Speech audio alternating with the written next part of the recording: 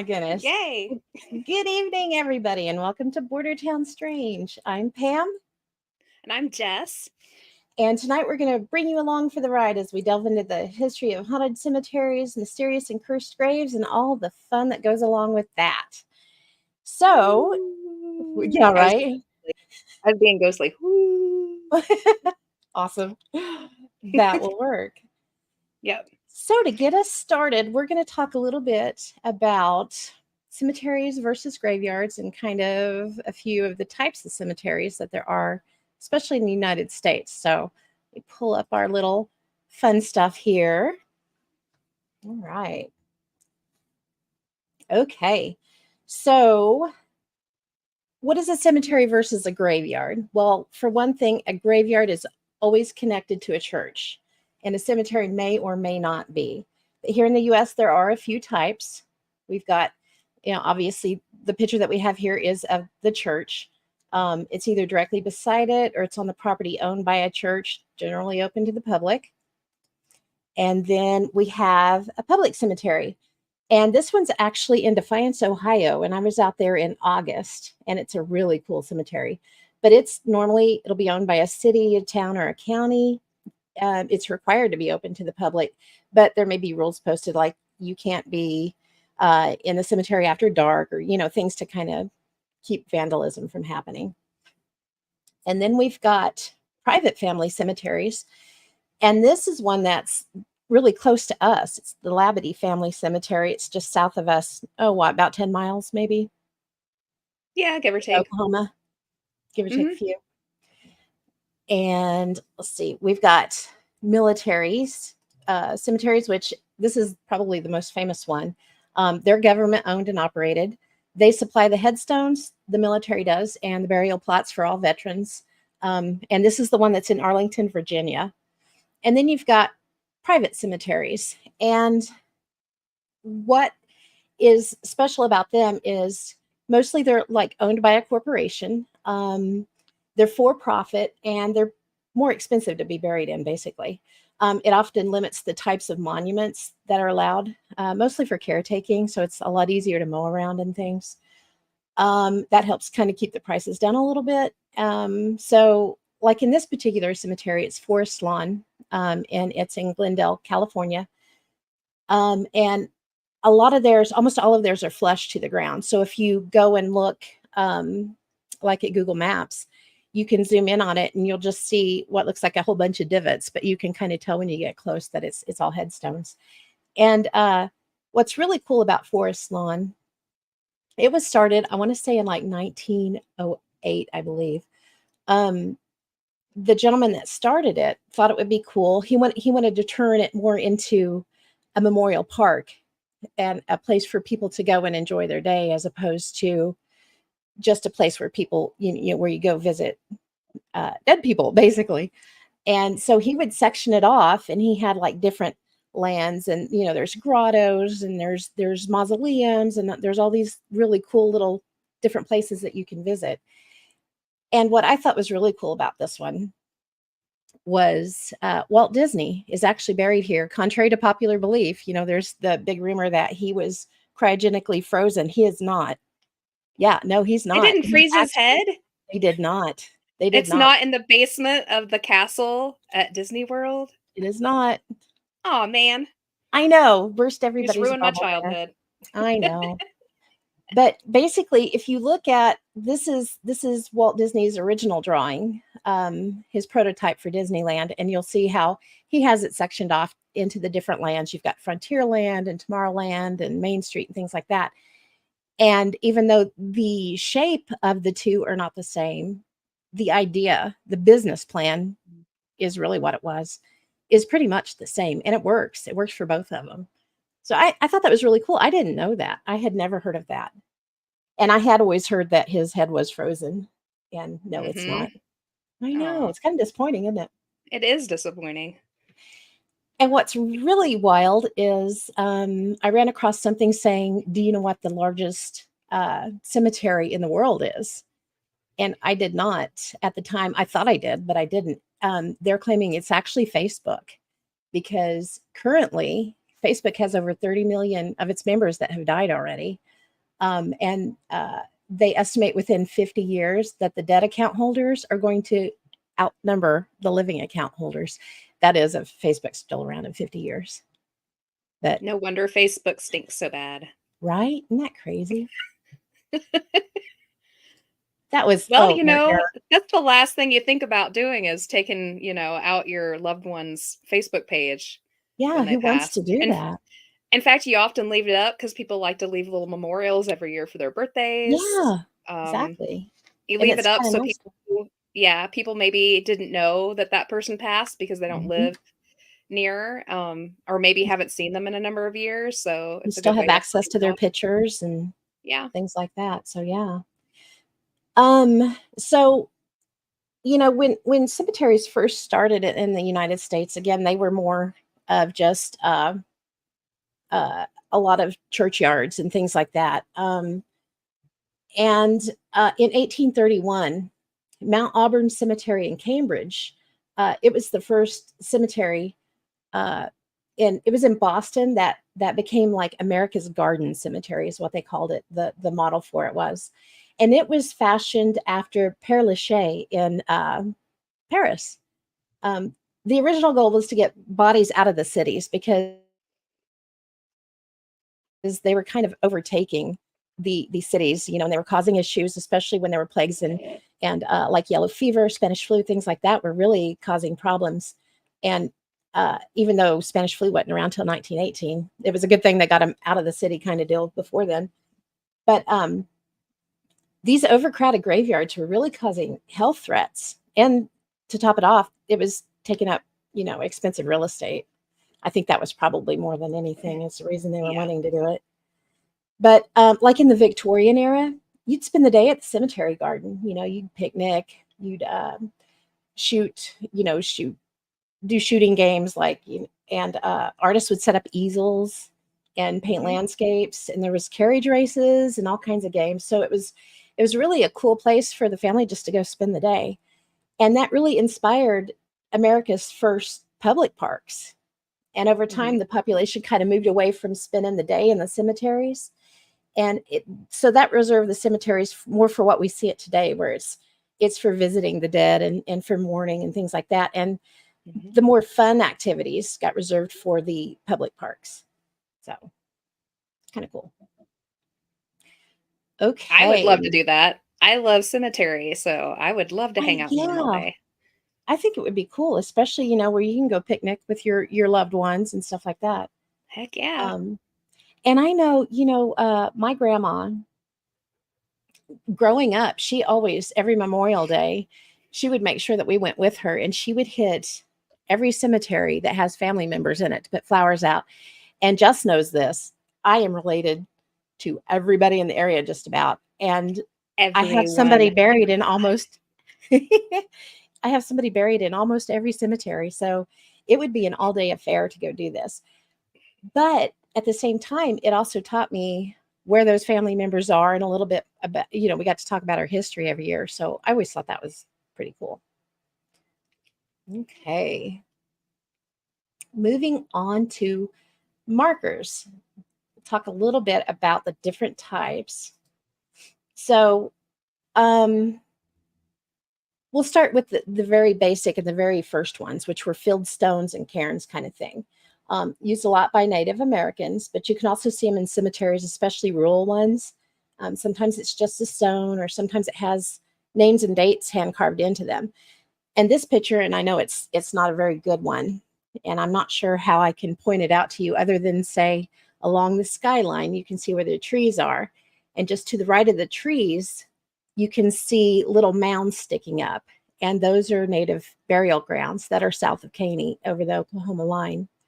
You can still see them today. This picture, I want to say it was taken about 23 years ago, but they're still just as easily seen today as they were then.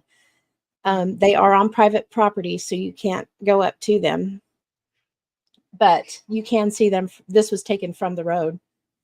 So it's kind of an interesting little piece of history and a respectful way to view it at the same time. Exactly. Um, yeah. Hang on just a second. Let me go check our comments. I didn't have the comments up. Oh no. I know. There's Chris jumping in. Hey, Chris. Hey, Chris. And there's Rick and Hi, Rick. Jackie. Hey, Oh, Jackie. September's in there. Hey, September. Hey. There's Devin. Hi, Devin. And where the guys at tonight? Good Oh, question. well, yeah, this is Pam and I's show. We left the guys over on the fringe and stuff. We didn't leave them. We're still on the fringe with Mark and Phil. This is our separate show, Bordertown Strange. In which case we will Mark have has the been. guys on a Yeah. lot. Mark's been on. He's not feeling that great tonight. And he's been very busy at work. Him and Phil are just working their tails off. So we're just taking this one Hey, on our Jennifer. own. Hi, Yeah. Jennifer. This is our first solo flight, actually, isn't it? Didn't think about that, but it Uh, is. yeah, Cool. exactly. Um, okay. So the next picture, this is when we talk about some of them that are the field stones that you'll see in rural cemeteries. Caney is kind of rural, but this one is actually in the Caney Cemetery in Sunnyside. Hmm. And it somebody did hand carve the names and dates into it. It's pretty cool. It's about the middle of the cemetery, actually. Wood was pretty common, but unfortunately, I'm shocked that I don't know how old this one is. I'm sure it's not too horrible, probably more than maybe 60, 70 years old. Probably not a Hmm. lot older than that though, because they just don't stick around. Yeah. They really deteriorate rapidly. Hmm. When it comes to stone, granite is the most popular because that holds carvings for so long. Locally, sandstone was used a lot, and this is a really good example of that. But you can tell by looking at it, it does not hold up well either. This Hmm. particular one is a family member of mine. And I don't know if you can read the very bottom of it where it says Salisbury, but this is S.W. Haynes. It's in the Liberty Cemetery up in Liberty, Kansas, in Montgomery County. He's my fourth great grandfather, which is pretty cool. That it I goes up love his steak. right. So, I was just trying to be funny. Salisbury steaks. Well, he was born in 1803. I think he died in 1885, if I remember correctly. So it's pretty old. So I Yeah. guess for sandstone, it's really held up. But if you look at the top, you can see a lot of cracks coming into it now too that weren't there prior. So it's Yeah. probably not They going to be just, around for they just forever. don't hold up. They do not. But if you want to talk about some that do, oh wait, Craig and Ashley jumped in. So I'm going to go back one. Is this the one that you're Oh, talking about? Mike Fitchell handcrafted this. How cool! That is awesome. That is very awesome. awesome. I love, I love the ones that are hand done I do too. because, they didn't have the money to make one. And so they made it by hand. And I think there's just a little bit more love and care in those stones. Um, Absolutely. and they're just funner sometimes too. Like, there's a rural cemetery out east of Caney near where my mother lives, and I have loved this cemetery since I was little. It's the teeny tiny little rural cemetery, and it has a lot of handmade headstones in it. My favorite though is the Looney family because they made concrete markers flat to the ground, but they decorated them with marbles. And these marbles are antiques now. They're so pretty. Most of them are still seated where they're supposed to go, but they actually roll in their settings. And I used to go out and lay down on those graves and just play with the little marbles and talk to How the Looney cool. family. And I always thought it was funny. I always said that the Loonies lost their marbles. Oh, So, that's yeah. awesome. And when we talk about like sandstone and things that are soft like that, they aren't around for very long. Oh, hang on. Ashley just said something else. He actually came across her story because his mother-in-law owned the land or owned the home in which she passed. So he honored her by placing this. That is That's cool. awesome. That's Awesome. cool. Very cool. Thank you Mhm. for throwing that in there. Okay. Now, like sandstone, it's a very soft stone. It's not going to be around for long. But Mm-mm. if you want something that's going to have some longevity, this next one here, this is called hollow zinc and or white bronze. Um, Mhm. these were made, and you can see some really good examples of these in the Robbins Cemetery in Deering, Kansas. Um, these were made by the Monumental Bronze Company. You could order these from a catalog and you could have them customized because you could get the whole headstone itself. Look at me hitting the screen like you can see what I'm doing. And the little plaque with the person's name on it, it was placed separately and it could be just screwed down in there once it was personalized. Mhm. But they hold up remarkably well. It's They that do. very distinctive blue gray color. Yeah, and they're fun. My daughter, when she was little, called them knockers because Yeah, they're hollow, and when you knock on them, they make that fun hollow metallic pinging sound, they so do. Yeah. And I ran across a really wild story where during Prohibition, they would pull the plaques off of this and they were hollow, so they would hide the liquor inside of it. heck yeah. These ran from, I think it was 1874 to 1914. And then during World War One, the need for zinc really rose. And then in 1939, the company went out of business completely. But there are some really good examples of that. And it's sad that we don't have those anymore because those are really cool. They are. You'd think that's what people would want, because you can make them anything you want, any style, and nowadays we could probably make them any color or, Probably, yeah. It'd be really neat. Oh, hang on. I lost our cemetery gates. Uh-oh. Where's our stuff? We just went through this and they were all here. Where'd they go? Hmm. Oh well, we'll talk about cemetery gates, and if we run across them here in a little bit, we'll just go There you across. Let's see. Now, when it comes to cemetery gates, they're usually made of iron because that was the idea that iron repels ghosts and repels spirits. So it's meant to keep the spirits of the deceased within it.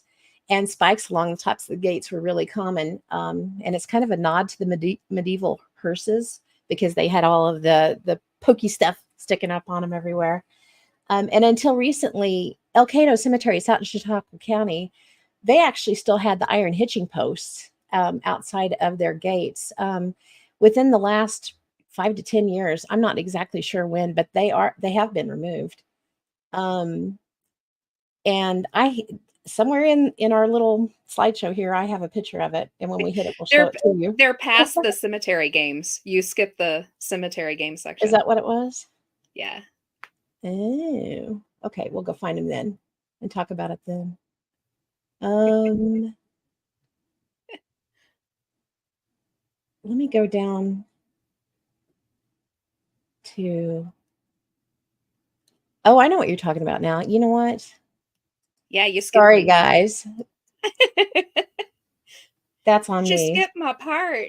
I skipped your part. No, what I did, I didn't look at my. I was looking at my notes and not my Mhm. outline. That's cool. Why don't you Okay. just go ahead and go to the next picture, and I'll just dive in on my stuff. All right, There we now go. enough of the fussy stuff there, Pam. Let's get to the fun stuff.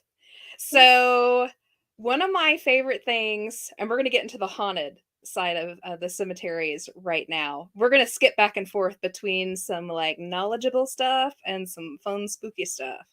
So, one of my favorite things about haunted cemeteries is most of them have some kind of a game you have to play in order to get the spirits or a particular tombstone or a statue to interact with you in some way.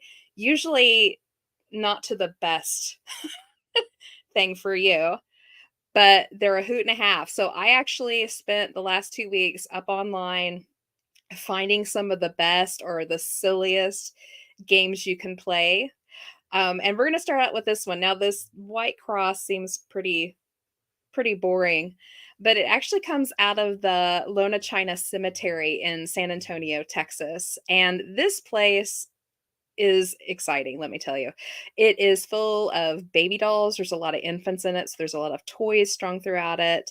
Um, It actually was extended out over, well, I shouldn't say it was extended. A road was extended into the cemetery to make a outside road wider, and they didn't pull up the graves. So they have a lot of trouble with cars getting stuck on the road outside the cemetery. Their Oh, cars will die. geez. That's terrible. Yeah, and the funny thing is that the local, tow guys have a running joke. They literally will come in and just tow your car out of the front of the cemetery and then restart your car. It almost always works, they said. Right? That's interesting. Yeah. But so here we go. So when you drive into this cemetery, there's a sign automatically to your left that says absolutely no witchcraft. Oh, nice. It's not an old sign either. It's a new one. So apparently this cemetery has some issues. But the game is, so you drive in through the front gate and you park your car in front of this white cross just inside the gate. You turn off your car and you lower your windows and then you flash your lights 5 times, right? And once you turn them off the last time, you'll see silhouettes of apparitions floating in front of your car. Ooh. I thought it was pretty funny, the flashing your That lights. I have a that's pretty fun. I have a little story on that towards the end of this that I'm gonna show you all how you can have your own cemetery game in any cemetery and haunt it. It's gonna be fabulous fun. So we're gonna move on. So the next place we're gonna visit is West Edmondson Cemetery in New York. Um, this place is called the Undead Crypt Keeper. They all have the funnest Ooh. names. I know, spooky. Woo. Maybe I should tell this with like my camera, like, Oh, there you go. Perfect. ooh. Was a dark and stormy night. I'll blind myself. I can't do that. I already have spots. Okay. That's So your this, apparitions from the last one. yeah, this is the mausoleum of a one Eunice Welch. Very spooky sounding. So apparently, if you walk up to this door and knock, you'll hear a rustling inside, and then a knock will come back that will match your knock, no matter the knock that you did. So shaving a haircut, whatever you prefer to do. Um, if you hear that knock, they're in a good mood. However, sometimes the knock doesn't come back to you. Sometimes you get a hissing sound and it will Ooh. say, leave me, go. And then you have to actually leave the cemetery grounds or this crazy like night watchman thing will chase you out of the cemetery. Ba, ba, ba, ba. That's Yeah. crazy. Yeah. Now I did double check. Pam and I are very good at double and triple checking people's stories with the actual history. And I did find out that this isn't actually a mausoleum. It's a cold storage house. And this is a little creepy in itself, too. I'm going to give everybody a little history lesson here. A cold storage is literally the building that they would put the bodies into when it was too cold in the winter to dig. So it was quite safe to load them into these. They had little vault areas that they would slide people into to hold until the frost broke and they could start digging again. Um, it was put there as a memorial to Eunice Welch. She's actually buried in the cemetery, but like way across away from it. It's her little memorial one. And the roof did cave in at some point. You can see up there in the corner it's Yeah, it's starting to looking pretty rough. deteriorate really bad. Um, but yeah, that's the fun one in the cemetery. You want to go? What? I want to go too. It'd be so much fun. It would be cool. All right. So let's move out of New York and let's move to New Jersey. So this one here is Mary the Witch. Now, I am going to do an entire section later on witches' graves. But this one here was so short and sweet, and it had a fun little game to it. Now, the 2 stones you're seeing here are not her stones. Her stone literally sat right in front of this gate, but it's long since gone. However, it was where she was buried at. So this was the burial place of Mary Moore, the supposed witch.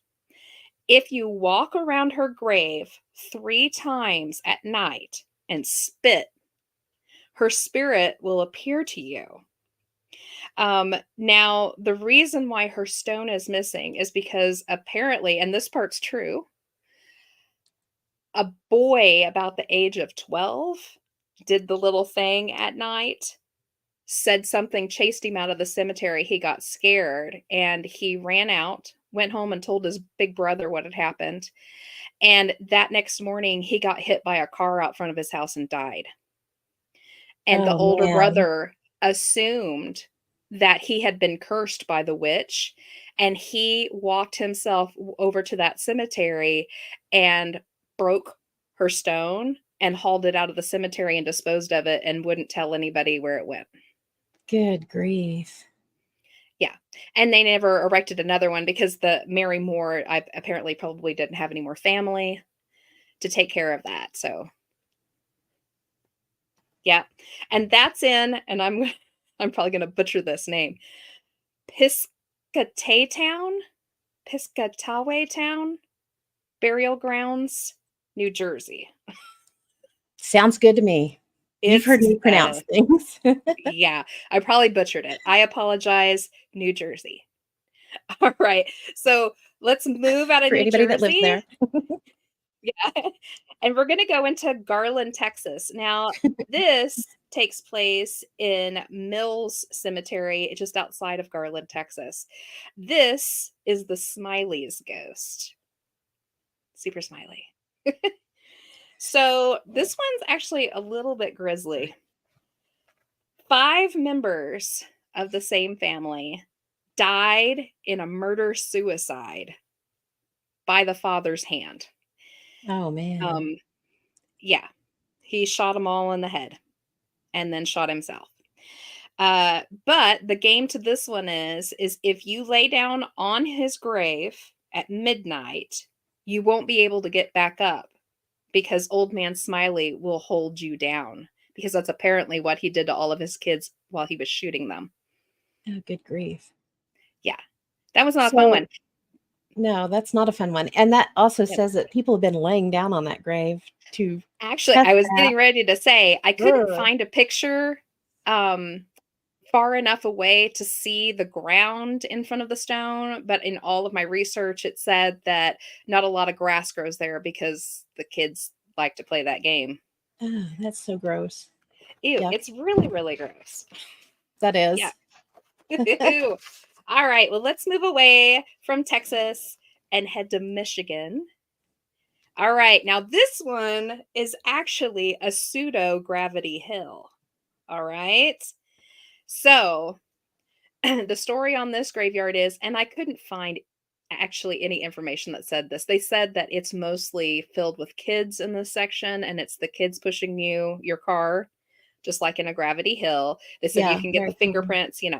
Um, but this is the actual road. This is the entrance here. So if you enter from the west gate, so this is west looking east, uh, and drive to the peculiar looking tree with the knothole, which I'm not quite sure which tree that is. I can't tell from this direction. Anywho, Hmm. you stop and you put your car in neutral. You'll roll back up the hill, and at a certain point, you'll start rolling back down again. And before Hmm. you go in the cemetery, you're supposed to wash your car and then drive there at night. And then you're supposed to look for the little fingerprints and stuff afterwards, like every good one. However, I did find a lot of information that this does work. It's just like the Gravity Hill in Bartlesville. It's an optical illusion, and you do feel like you're rolling uphill. Only this one you're rolling backwards, I guess, uphill. Which, if you want to try that out, it is a great place and it's close enough to us, at least in Caney, um, to go try it out. Jess and I took the kids there. I don't know, gosh, it's been what, maybe 10 years It ago now? was It's a been a long time while, ago. but it was fun. We all had a It good was time. fun. It's a hoot. All right, so moving away from Michigan, this is Oakwood Cemetery, by the way. We're going to move to Oakland Cemetery in Iowa City, Iowa. So check out this spooky That's piece of cool. artwork. This is called the Black Angel. Any guess as to why? I could not find the name for the actual statue or if it ever actually had a name. Um, but the statue has turned black over the years. It was a bronze, and I just really think it's under the elements or something, and it's really turned. Probably. Um, it was designed by a woman for her son's grave. So the head is looking down, and what you can't see, because I couldn't find a good picture of it where you could really see the face, but it's gazing over at her son's grave. Oh, Yeah, her son's name was Eddie Feldwert. Um, he was 12, I believe, when he passed. So the game is anyone who kisses the angel or gets up near enough to her face will either drop dead or they will see their fate, their end day, right? yeah. Also, if you lay on Eddie's grave and let her gaze fall upon you, um, the same could be done. So you don't have to get right up in her face. If you lay down on his grave and let her gaze at you, the same thing will happen. You'll either die or you'll see your death, your So impending it's death. almost like Medusa without turning you to stone, though. Ooh, Exactly. Mhm. yuck. Um, Also with her haunted history, she turns one shade darker every Halloween to mark the deaths of all that she's killed that year. Ugh. Craig and Ashley said that went from sweet to scary real quick. Yes, it did. Yeah. There's some nutty stuff. Like, we could probably do a whole year's show on these things. You find one in nearly every cemetery. I've just weeded it down because so many of them are the same. So I tried to give you like a little sprinkling of some of these different ones. Hi, Patty. Hi, Patty. So let's move out of Iowa into Chicago. All right, now this one's one of my favorites. This is nutty. So this one is called Julia's Helping Hand. Hmm. And this is in Mount Carmel Cemetery in Chicago, Illinois. So this is the grave of Giulia Boccola Petta. It's an Italian name.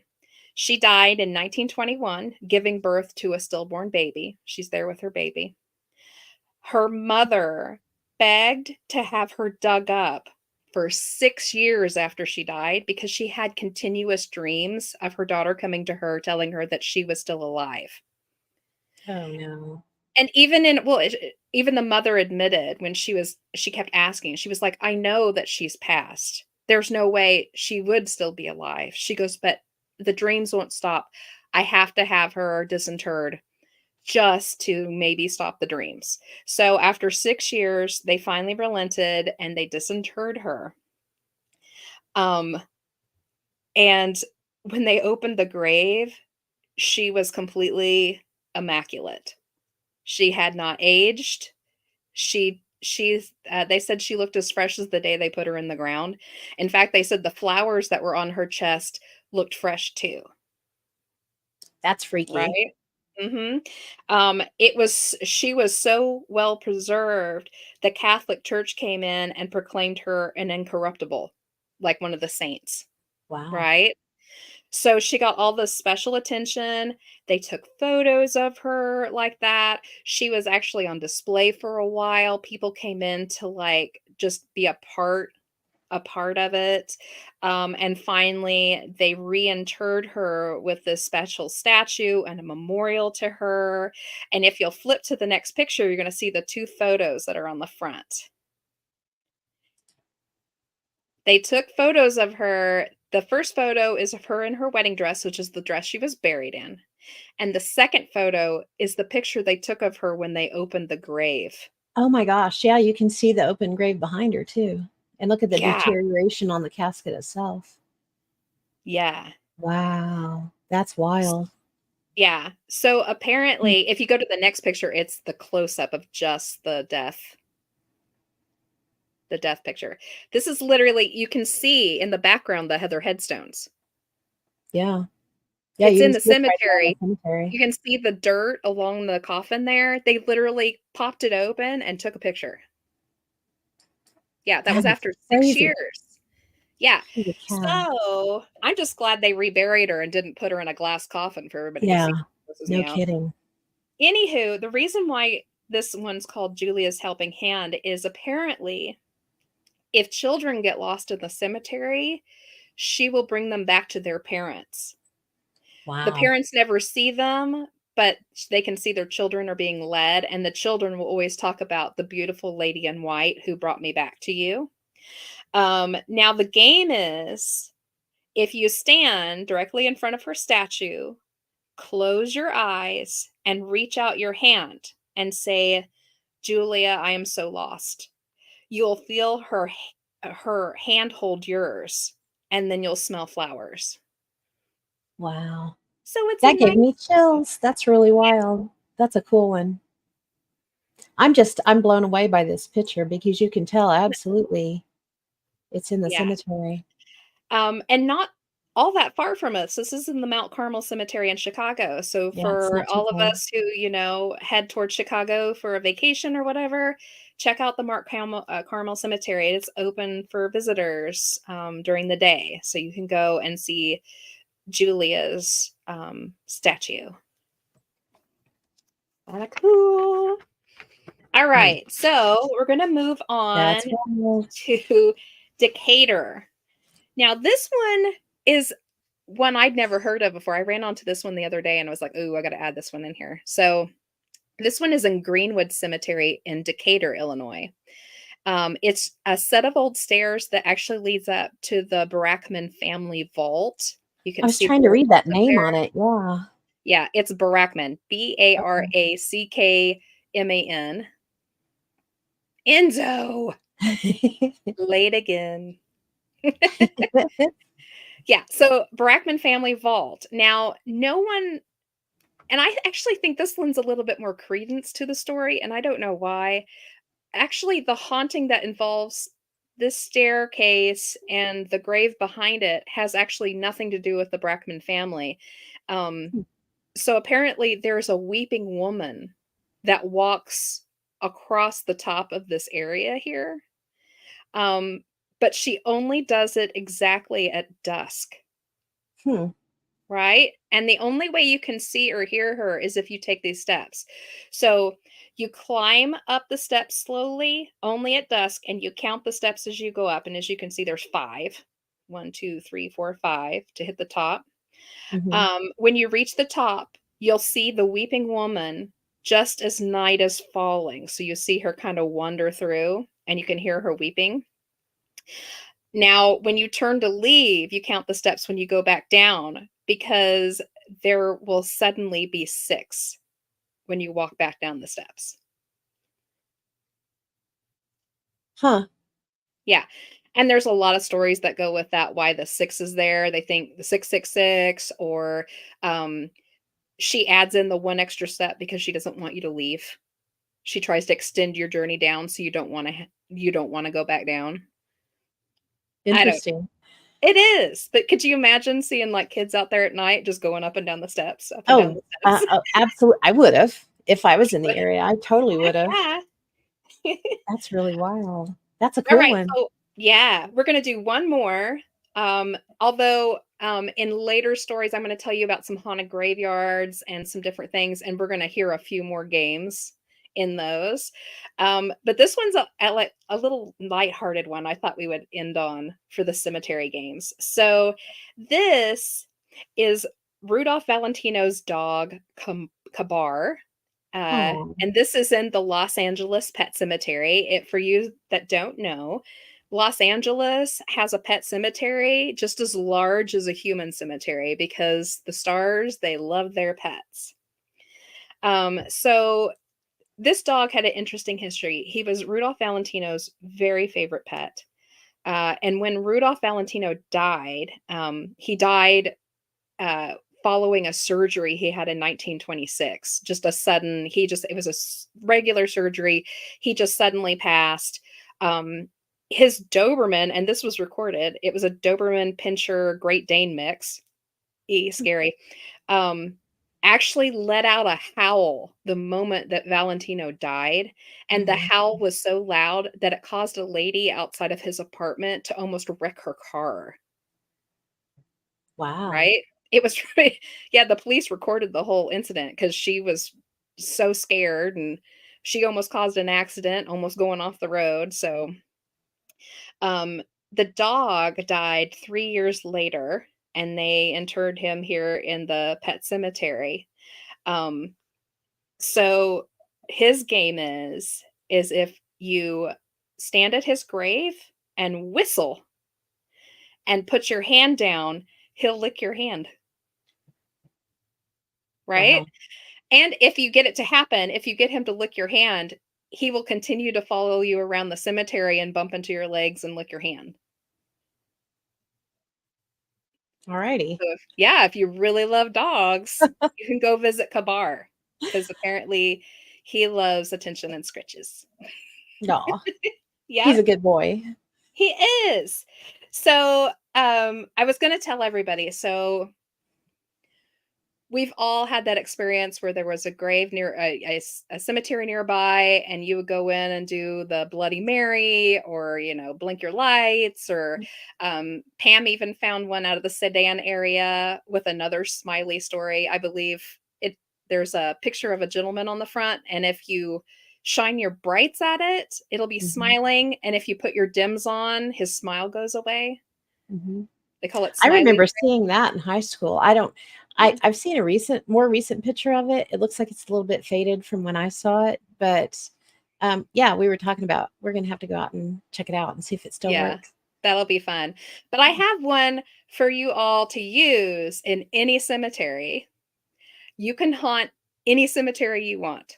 So this is what you do. So you grab up your friend that gets the scared the easiest. All right? The one that you love laughing at when they get scared.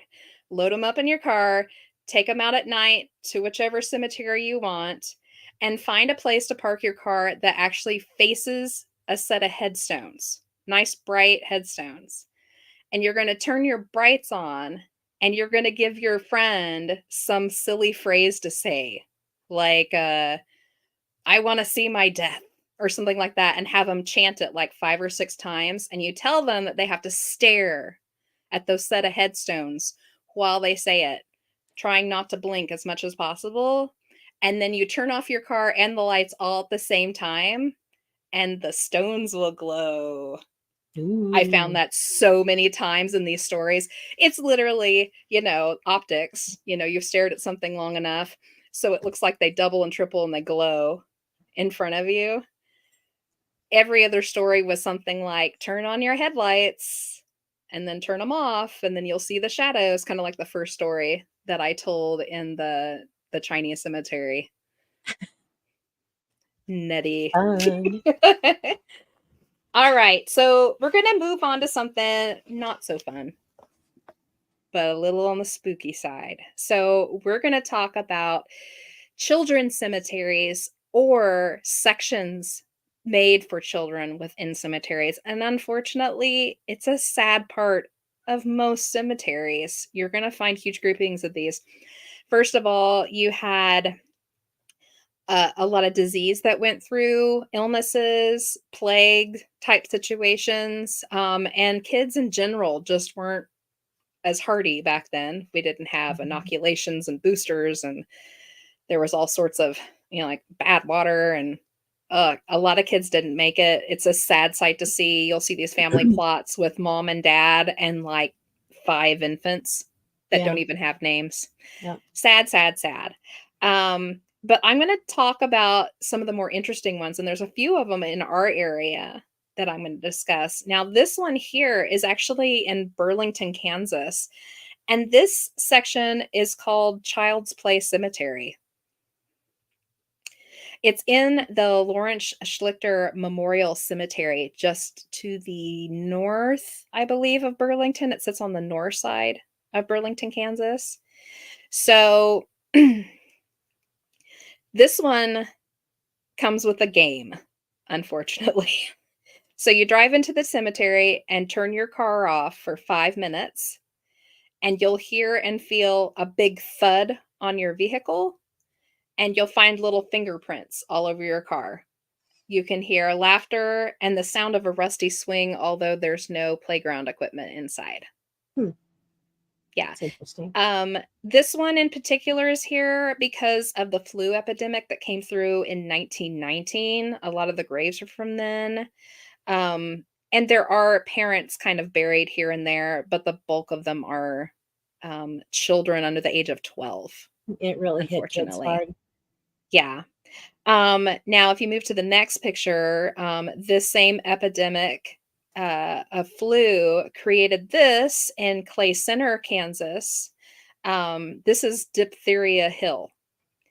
Now, Diphtheria Hill is actually its very own little cemetery. It's one of the few cemeteries that was made just for the kids who didn't make it through the flu and the diphtheria epidemic in 1919. It's a little teeny tiny area. You can see it ends right there at that little road. It's literally just a little circled area that Mm. you can just drive around. Here they have problems with lights that you can see them up in the cemetery from the road that's away, but when you drive up, they kind of disappear. They say you can hear babies crying and children playing. It's a Interesting. sad little, yeah. It is. I was kind of shocked when I first looked it up. I looked it up years ago when I was working on the book, and I couldn't believe that it was actually called Diphtheria Hill. I was like, that's got to be its nickname when its real name. That is its literal name, Diphtheria Hill. Wow. How sad is that to Yeah, say that normally you're, that is nicknamed. yeah. Hmm. And the reason why they did that, why they're not buried with their parents and stuff in a regular cemetery, is because back then they thought if you died of it, you might carry it with you even in So the they can cemetery. Yeah. Maybe it would get into the water or it would get into the grass, and if somebody stepped on it, they could contract it. So they would, put them way far off. This isn't even inside Clay Center proper. It's way out in the rural area, out in just the county property. So, gee. All right. So let's see here. I don't think That's that's a cool right. statue. It is. Move to the next one. Okay. Let me see. Cool statue just to check out. Oh, it's the right one. Okay. So The that back. statue is the front of that cemetery. I'm just checking because this one has several pictures with it, because Okay. the cemetery has a children's section that is haunted that sits right by a children's playground. Okay. And the other side of the playground is an old quartz quarry. Oh, Yeah. talk about So a yeah, this is called the Dead Children's Playground at Maple Hill Cemetery in Huntsville, Alabama. Now, all of you may not realize this or not, but I can almost guarantee you've seen this at least once on TV. It's one of the most famous haunted playgrounds in the world. And you can get up onto any paranormal thing on YouTube and stuff and watch those swings go on their own. You can see lights moving in all around it and up into the cemetery and then back down in, as if the kids that are buried there come down in the evenings to play. Very creepy. that is. So, yeah. This cemetery was overflowing with children's graves due to two outbreaks of influenza. They had one in 1918 and then one again in 1919. And unfortunately, mysterious multiple murders of local children in the mid-century time. They Dang. had some kind of a serial killer come through. They never figured out who it was.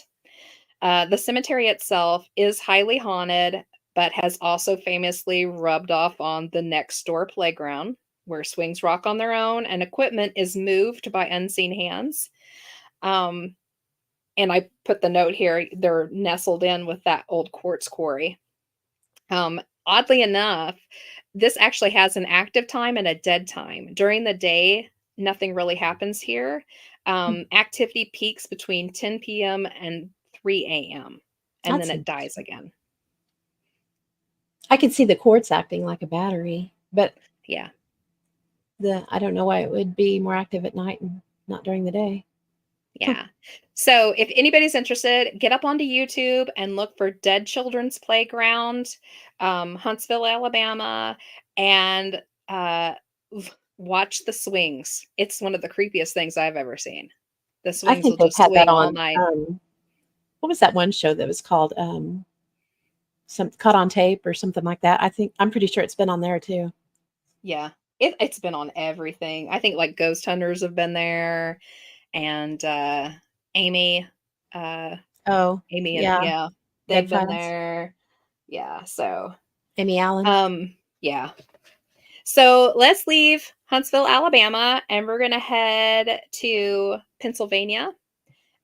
This one is very interesting. This cemetery resides in an area that is so rural that no one lives around it for miles and miles and miles. It's actually out in the like outback woods of Pennsylvania, where it's kind of like the New Jersey Pine Barrens. People just can't live in it. There had been a small settlement at some point, and this little graveyard sprung up around it, and then that little settlement died out. And I guess it wasn't until just about 10 or 15 years ago that it was rediscovered, and a group started getting together to kind of help take care of it a little bit and repair some stones. So in this one, you get the sound of children playing because it's mostly children, Mhm. and the feeling of being watched. They have a hard time getting helpers out there to work because they kind of get run out after a little while with the feeling of just having eyes on them all the time. So there's a legend to this one. Two infant twins were buried at opposite ends of the cemetery, and they cry for each other throughout the night. And it's Oh, true. I don't know why they would have buried them separately, but they did. There's one at the front and there's one at the back. that is strange. It's very strange. Mm. This one also has, and unfortunately, you can kind of see it in the background. I couldn't find one any closer than that. If you look way in the background to the left of the little stone, you're going to see a square stone with like a spike going up out of it. It almost looks like it should be Mhm. a flagpole. It's Mhm. not a flagpole, that's an actual spike. And there used to be a small concrete ball that sat at the top of it with the name of the kid that was buried in it. Now, his name, let me see here. I can't remember what his name was. Henry Crop.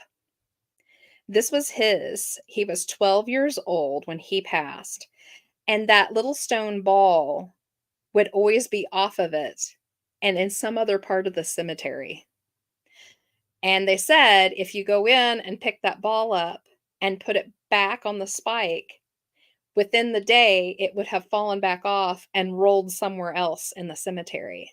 Oh, And it wow. became a game for the workers there to find the ball, put it back up there, leave, and then come back and see where it had rolled to. Oh my gosh, that's wild. Yeah. Eventually, they just stopped messing with it. They stopped putting it back up on the spike because they thought that one day it might break. And apparently, this ball just rolls around the cemetery. You can find it anywhere. That's crazy. Yep. So, well, Henry, I guess, is playing ball still. Yeah, So, sounds like they've done that. yeah. It's a Hmm. gorgeous little place though. Spooky as heck looking though. Looks like it's Um, completely surrounded by trees. it is, like I said, it's like the New Jersey Pine Barrens. Like it's hard as heck to get back into this area. There's not Mhm. like a good paved road to it even. You got to Yeah. like Well, four-wheel it back into it. oh, Yeah. wow. All right. Interesting. That's a good one. Yeah. So, Babyland. Oh my goodness. I couldn't find a good picture of there's 3 Babylands in the cemetery. I'm talking about kind of all 3 of them here, but here's a picture of the 3rd one. Is the one I could find that was the sharpest. So, this one is in Greenwood Cemetery in Orlando. Now, we were discussing earlier the fact that, these outcroppings of children get placed kind of together for different reasons, illnesses, blah, blah, blah, blah, blah. And sometimes they name the areas. And in this particular cemetery and in some other cemeteries we have found, they actually just call it Babyland, which I think is disturbing beyond belief. There's one, it's Anywho, either in I can't remember if it's Winfield or Arc City. I kind of think it's Winfield though. maybe. Um, this one, however, has a sad, sad reason why it's here. So, uh, this Babyland in this Orlando cemetery is the final resting place for children, all under the age of 5. Many died in the nearby infamous Sunland Hospital. It was once a tuberculosis hospital, and then it became a behavioral center for mentally challenged youth. Oh wow. Many of the children were infants, and many died the same day they were born. So you're going to find a lot of headstones in here that have one date on it and no name, Oh, that's sad. unfortunately. Yeah. Um, People say that you can hear babies crying all day long, and the sound of a music box playing, oddly enough, and the feeling of having your pants legs tugged on when you walk past. I did see one story, a gentleman was talking about how he didn't really believe in ghosts until the day that he was walking through the cemetery with his wife. He didn't even know about Babyland. He didn't even know that's what this section was named.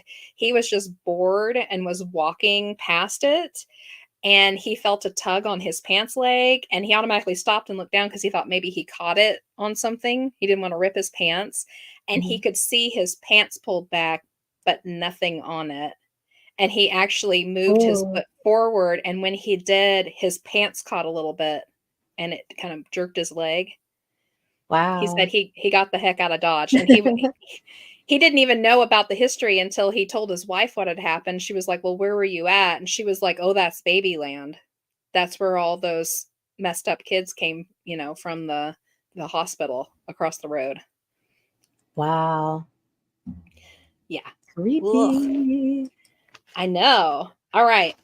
The last one. Okay, this one might be the saddest one I've ever heard of.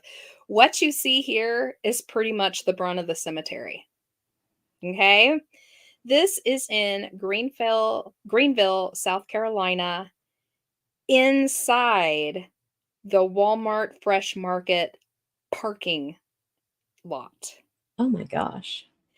It's a little fenced in area with parking all the way around it. Yep. So it was formerly the grounds for the Duncan Chapel Methodist Church that got torn out in the mid 1950s. The little cemetery was kind of fenced off, but it was still taken care of at the time. And at some point, Walmart bought up all the property around the little cemetery and just put in the parking lot. So, Oh, yeah, so all that's there. And I couldn't find a good picture of it in the parking lot. I found one, like, it's way off in the distance, and you can't tell what it is you're looking at, unfortunately. So, anywho, Enzo said inside the parking lot. Yeah, that's what I inside the was parking thinking. lot. That is crazy. Yeah. So, people report feeling of unease and disorientation. And another interesting one I've never really heard of before, but they claim that you get overwhelming emotions while you're near it. Mm, Um, Sadness or happiness, depression, euphoria. that's Yeah, wild.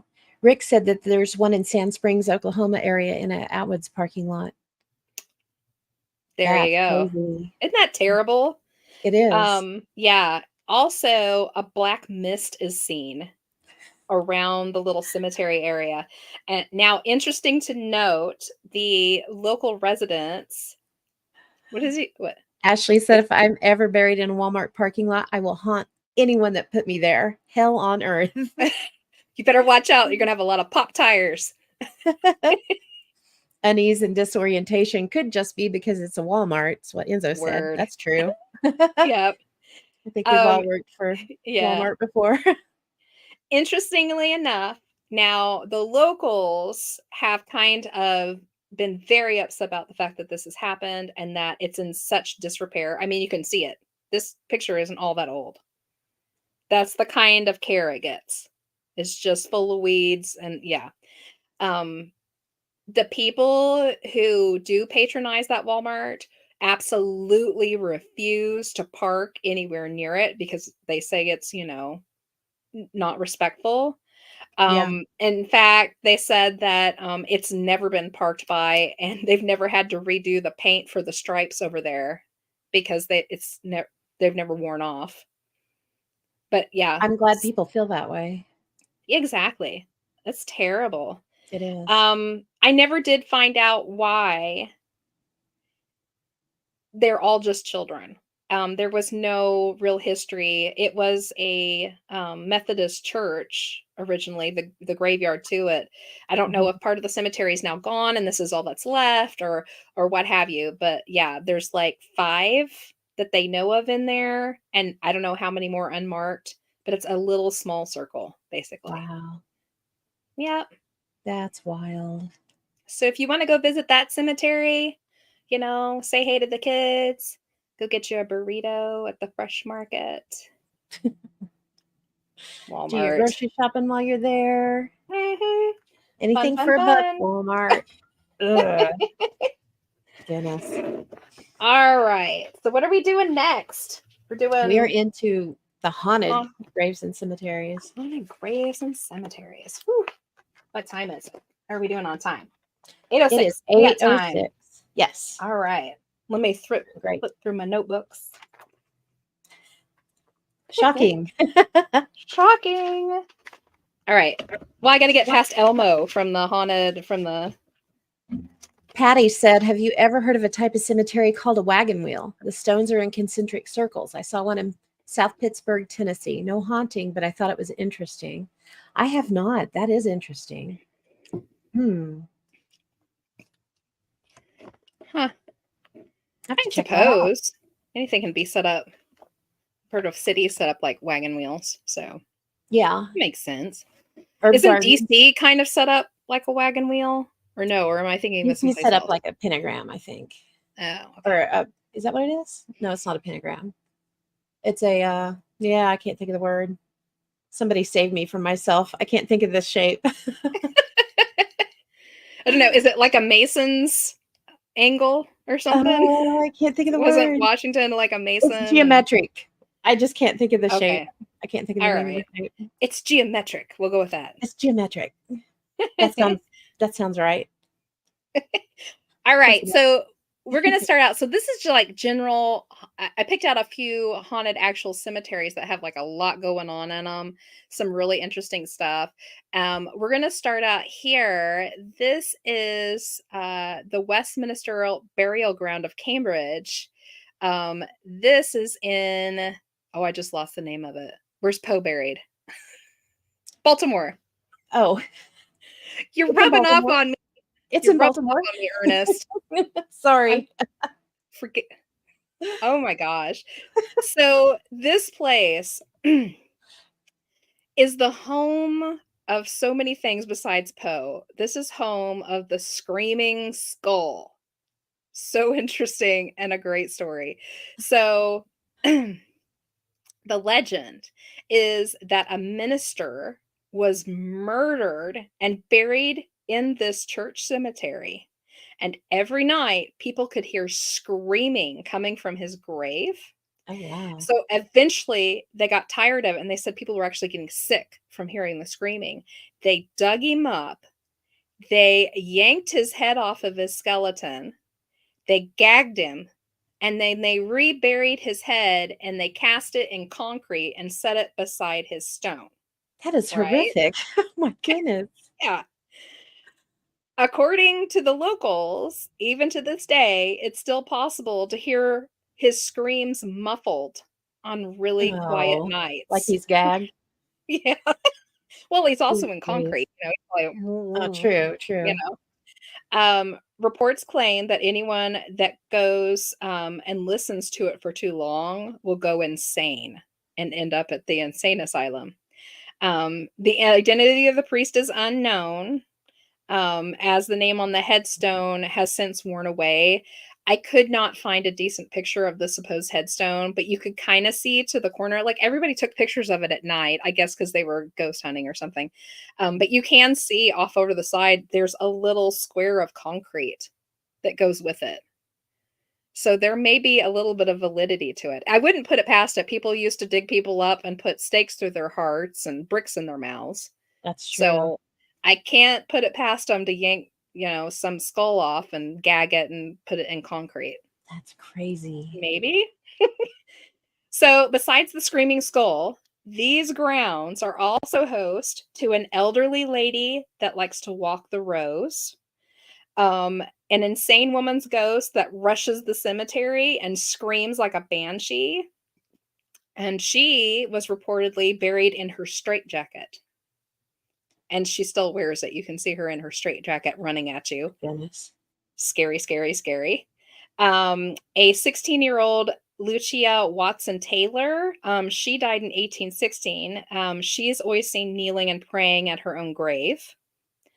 A black shadow of a former groundskeeper that will chase you and apparently cusses a lot. So don't take your kids into the cemetery at night if you don't want their poor little ears all burnt. And of course, Edgar Allan Poe, and he actually owns two graves. For those of you who don't know, he was interred originally at the back of the cemetery, and then later on, his stone kind of got messed up and stuff. And a school teacher started a drive for money to get him a proper stone and memorial put up. It was actually called the Pennies for Poe Drive. Oh, Um, that's cool. yeah, the kids actually ended up she had all of her school kids. She was a school teacher. She had all the school kids come in and bring their pennies, and they eventually had enough for half of the stone. And another author, and I can't remember his name. He wasn't a big author, but another author actually matched the funds, and they had a memorial put up for Poe. And if you flip through, you can actually see it. I think I sent you a Oh, picture, sorry. Pam. It's okay. Is that it? Go ahead and flip to the next one. There it is. Oh, cool. So, yeah, sometimes people do see Poe's ghost, and he tends to walk around the area where his old stone was. And he's often seen in a long black type of pea coat with a black suit and his black hat that he liked to wear. So if you'll flip back to the previous picture,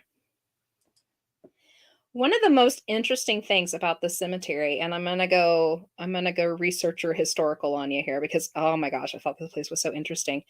Um, this cemetery was started in 1786 and it was made for the elite of the area. Only the rich people were buried here. And then after a little while, the area was really needing a local church. And so these elite people just gave the money to have this elaborate church built. But unfortunately, there was no place to put the church because the city had already grown up around the cemetery. So they were like, let's stick it on top of it. So what they did was they created catacombs and raised the church up above the cemetery. So Oh, you're going to have all no. these little areas where I mean, you can see right through that back window right there. This was originally the cemetery, and they built the church up above it. So you have all these, like, little ins and outs. Go back one more picture again. Which way? This way? Yeah. You can see that the church is lifted. Oh, yeah, it is, isn't it? It's Oh, like this my. all throughout. There's wings of the church that come out over the top, and you can walk underneath, or they create a mausoleum style if you look just on the Oh, left yeah, you side can of see the there. fence down under that one part, can't you? Yeah. So, super Probably interesting, around a but grave. Wow. unfortunately Huh. That's yeah, interesting. um, so the church was raised in places, and a series of brick risers and walkways created the catacomb effect. Unfortunately, many burials were accidentally covered or lost. Um, and a lot of times bodies got stacked up. They know there's an entire section where there's another layer of cemetery underneath of it. So there's actually bodies on bodies. Not on purpose, It but happens. it happens. And in fact, they were doing some restoration work back in the 90s, and they found an entire section of Revolutionary soldiers underneath a walkway. Wow. Oh my goodness. Yeah.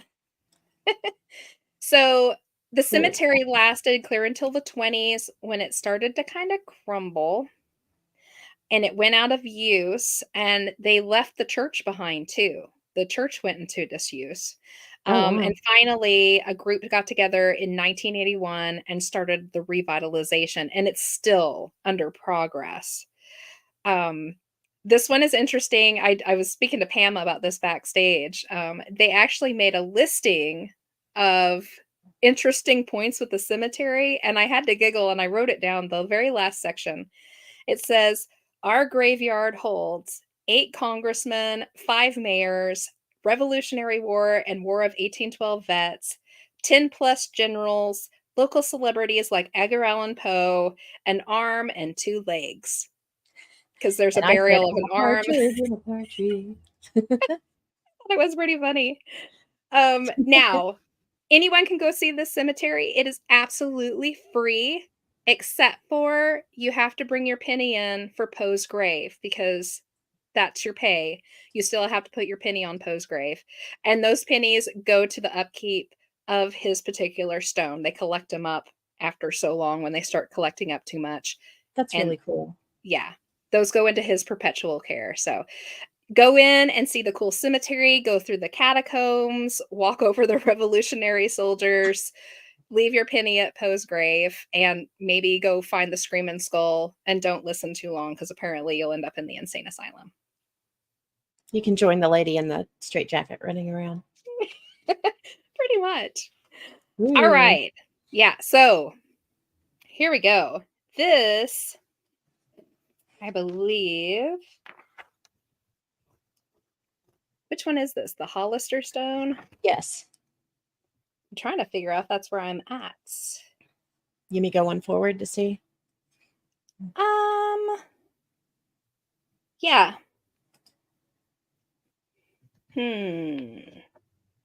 Go back again. I think I Okay. know where I'm at. I'll Okay. just skip ahead just a little bit. I think I misnumbered my pictures here. So this is Pinewood Cemetery in New York near Brunswick. It's actually a rural cemetery. This one was started in 1897, so it's not exceptionally old. However, this stone is. Um, it's an abandoned cemetery now. There haven't been burials in it since 2002, I believe is what they Mhm. said. It's host to a whole bunch of legends, though. This cemetery, much like the little kids cemetery out in the crazy wooded area in Pennsylvania, was recently kind of reestablished, and people started coming in to work on it. Right now, you can come and see the cemetery, but only one time a year. They allow tours in October, right Oh, before wow. Halloween.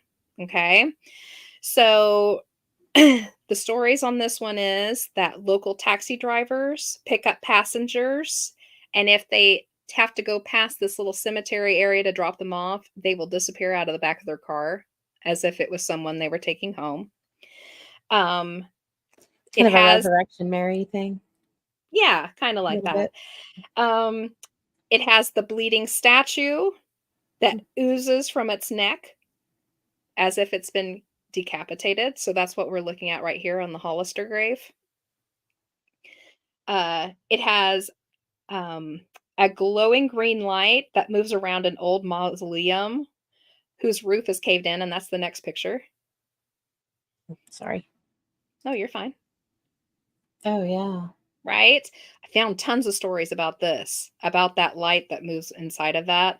And I checked this one too. This was never a family mausoleum either. This was a cold storage, much like Eunice's back at the other cemetery that we were talking about.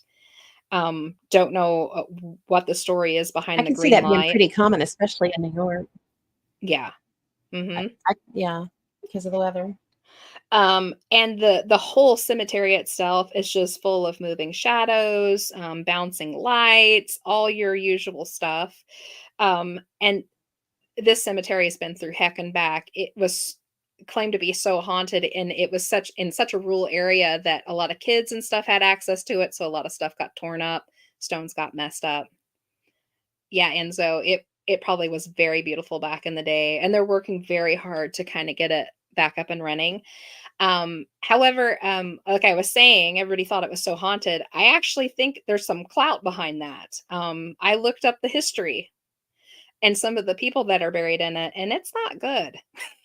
So, um, the Tan family, Tann, they are buried there.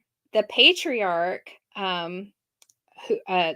Tan, who ran a store in the nearby town, hung himself in the cellar of his store, and the paperboy found him. Oh, wow. He's buried there. His grandson was later pushed into the river by bullies and he drowned, and he was buried by his grandfather. At the turn of the century, a man and his wife were separated. They were in the middle of a divorce. He ended up stalking her. He chased her into their shared house. She ran and hid in a closet, and he shot and killed her through the closet door, Oh my walked gosh. out to the front porch, and put the gun into his head and killed himself. Wow. They buried them together in the same plot. She stuck with him for all eternity. Good So grief. if there wasn't a better reason to haunt a cemetery, I don't know what there would be. I would. I told you I didn't want to be near him. Yep. So later on, there was a kid, a despondent son, whose mother had passed.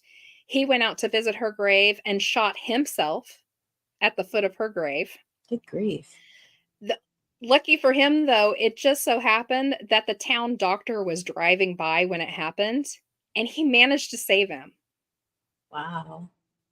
He died 20 years later and is buried beside her, Wow. right?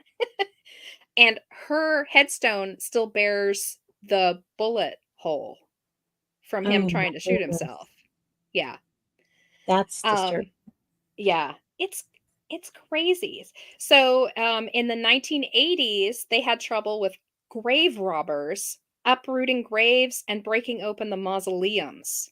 They would literally come in and just find uh, graves open completely. They would loot around for jewelry. Stolen, yeah. Yeah, ugh, so That's crazy. bad. Yeah. So, anywho, interesting facts about the cemetery. So, this one also had a what do we hold section, kind of like the other one. So, this cemetery holds graves of veterans of the Civil War, the Spanish American War, and World Wars One and Two, about a Wow. dozen stillborn, unnamed infants, and one unidentified homeless man, and the legs of one Mr. Graber and one Mrs. Green. That's more common than you would think. We'll talk about that here in a little bit. Yeah. All right. So, moving along. Here we go. The Musser Stone. So, this one is called The Mystery of the Musser Stone. This is in Union Cemetery in Milheim, Pennsylvania. Another very haunted cemetery. Lots of shadows and stuff like that. This particular stone is the stone of Daniel A. Musser. He died in 1888. Um, right after they erected his stone, it began to bleed from the engraving of his name. Now, this is actually in town records. They replaced the stone twice, trying to get it to stop, and every time it would do it. And it's still doing it today. The way the family rectify it is they covered up that original engraving of his name with the metal plaque that you see that's up there. And if you look just underneath the darkest part of that middle part of that stone, you can see the stain of it that runs down into the U. Mm-hmm. Yeah. It covers up the worst of it, but it still leaks there. I'd heard of this before and I always assumed, well, it's the stone, there's a mineral or something in it, and the moisture Yeah. is creating some kind of a verdigris pattern or a rusting. Um, but I went and found the records. It had been replaced twice. Oh, So wow. why it would bleed in the same spot is beyond me. And also the story doesn't make sense. So uh the legends are that Daniel had committed murder, or he had killed himself, and this was, his afterlife. He was doomed to this bleeding stone. Neither one are true. I went and looked him up. He was an average kind of dude, family man. Died a natural death. I think he had a heart attack or something like that. But the stone is still bleeding. Now, interesting to note, and I don't think this has anything to do with the stone, but there was a murder in his family. A nephew of his, about 30 years down the road, ended up committing murder in the same town. So there is a murderous musser. Ooh, that was fun to say. A murderous musser. But it wasn't Daniel. Because it But messes you up your can, hair. yeah.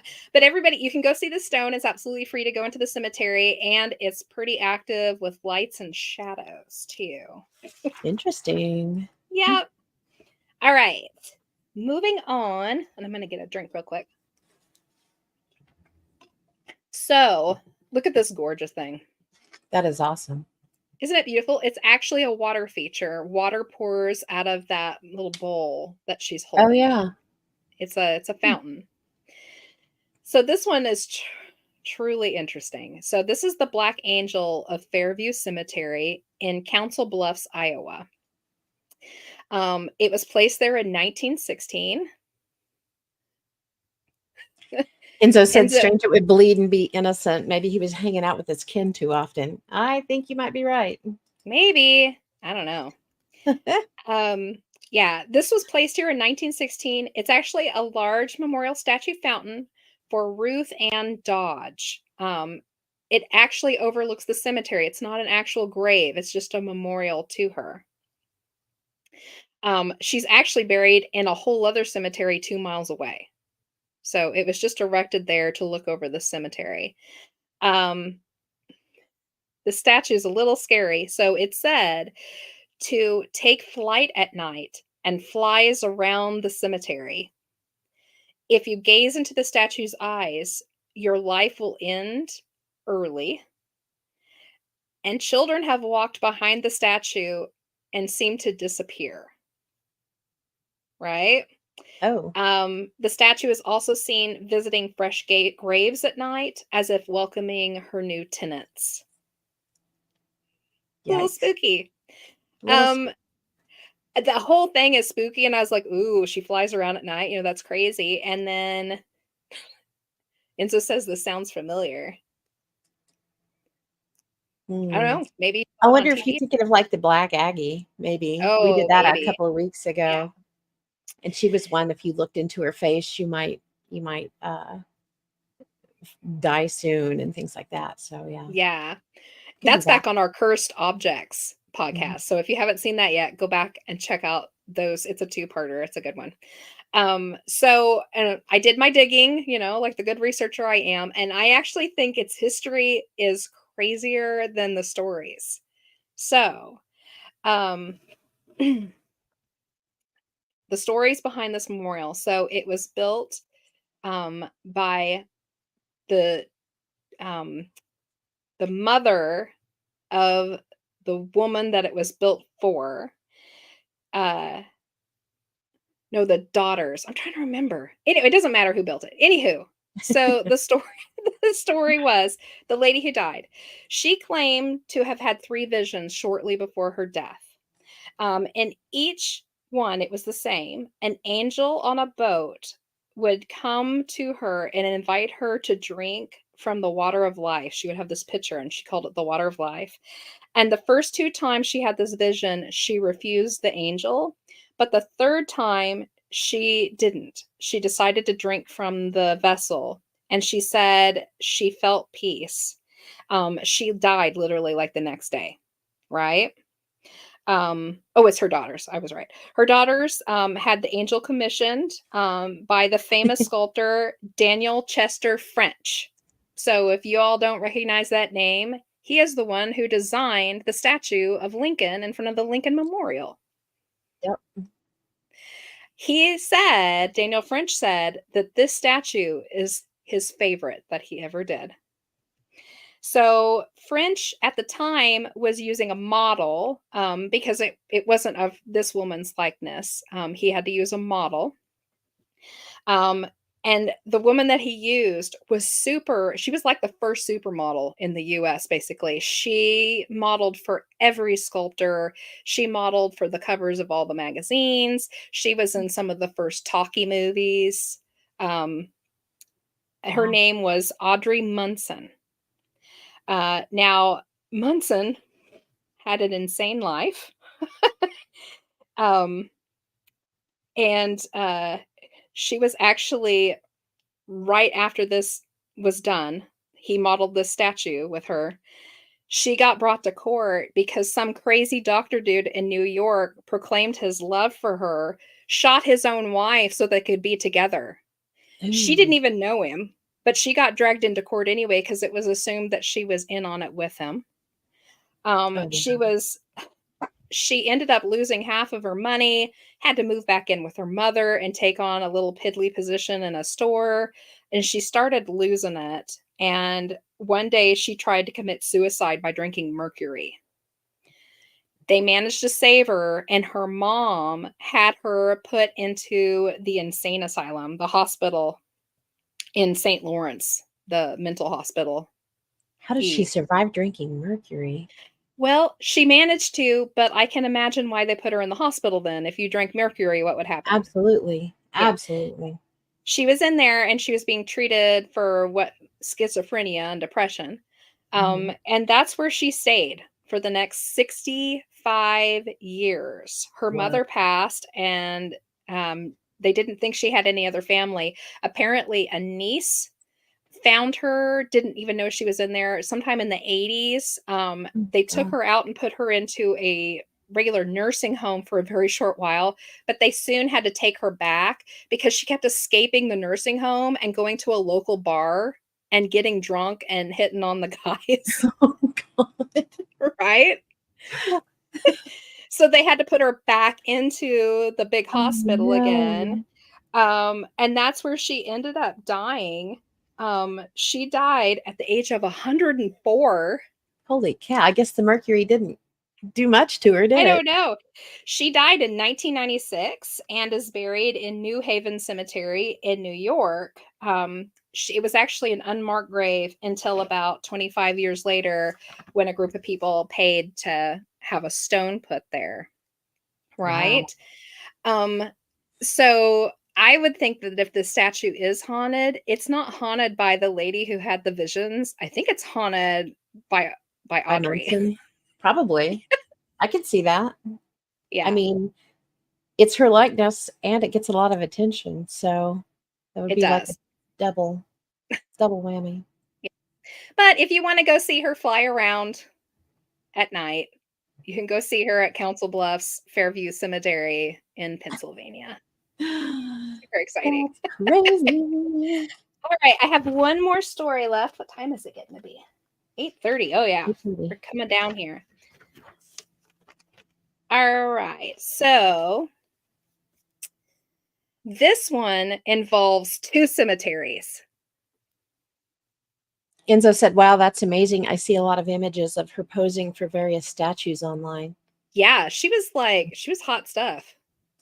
She was like the supermodel of the time. That's cool. So many statues that we know are actually of her. Like there's a statue of the three graces at a museum somewhere, and she posed for each one of the graces. So it's three Oh, of her, wow. Huh. right?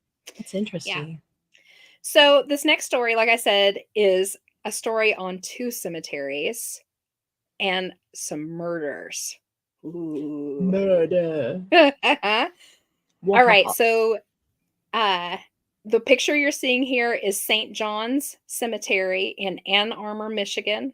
And the second cemetery I'm going to talk about, which we don't have a picture of, I believe, is Reynolds Cemetery, which is 5 miles away on the same road. Mm. Okay? Important to note.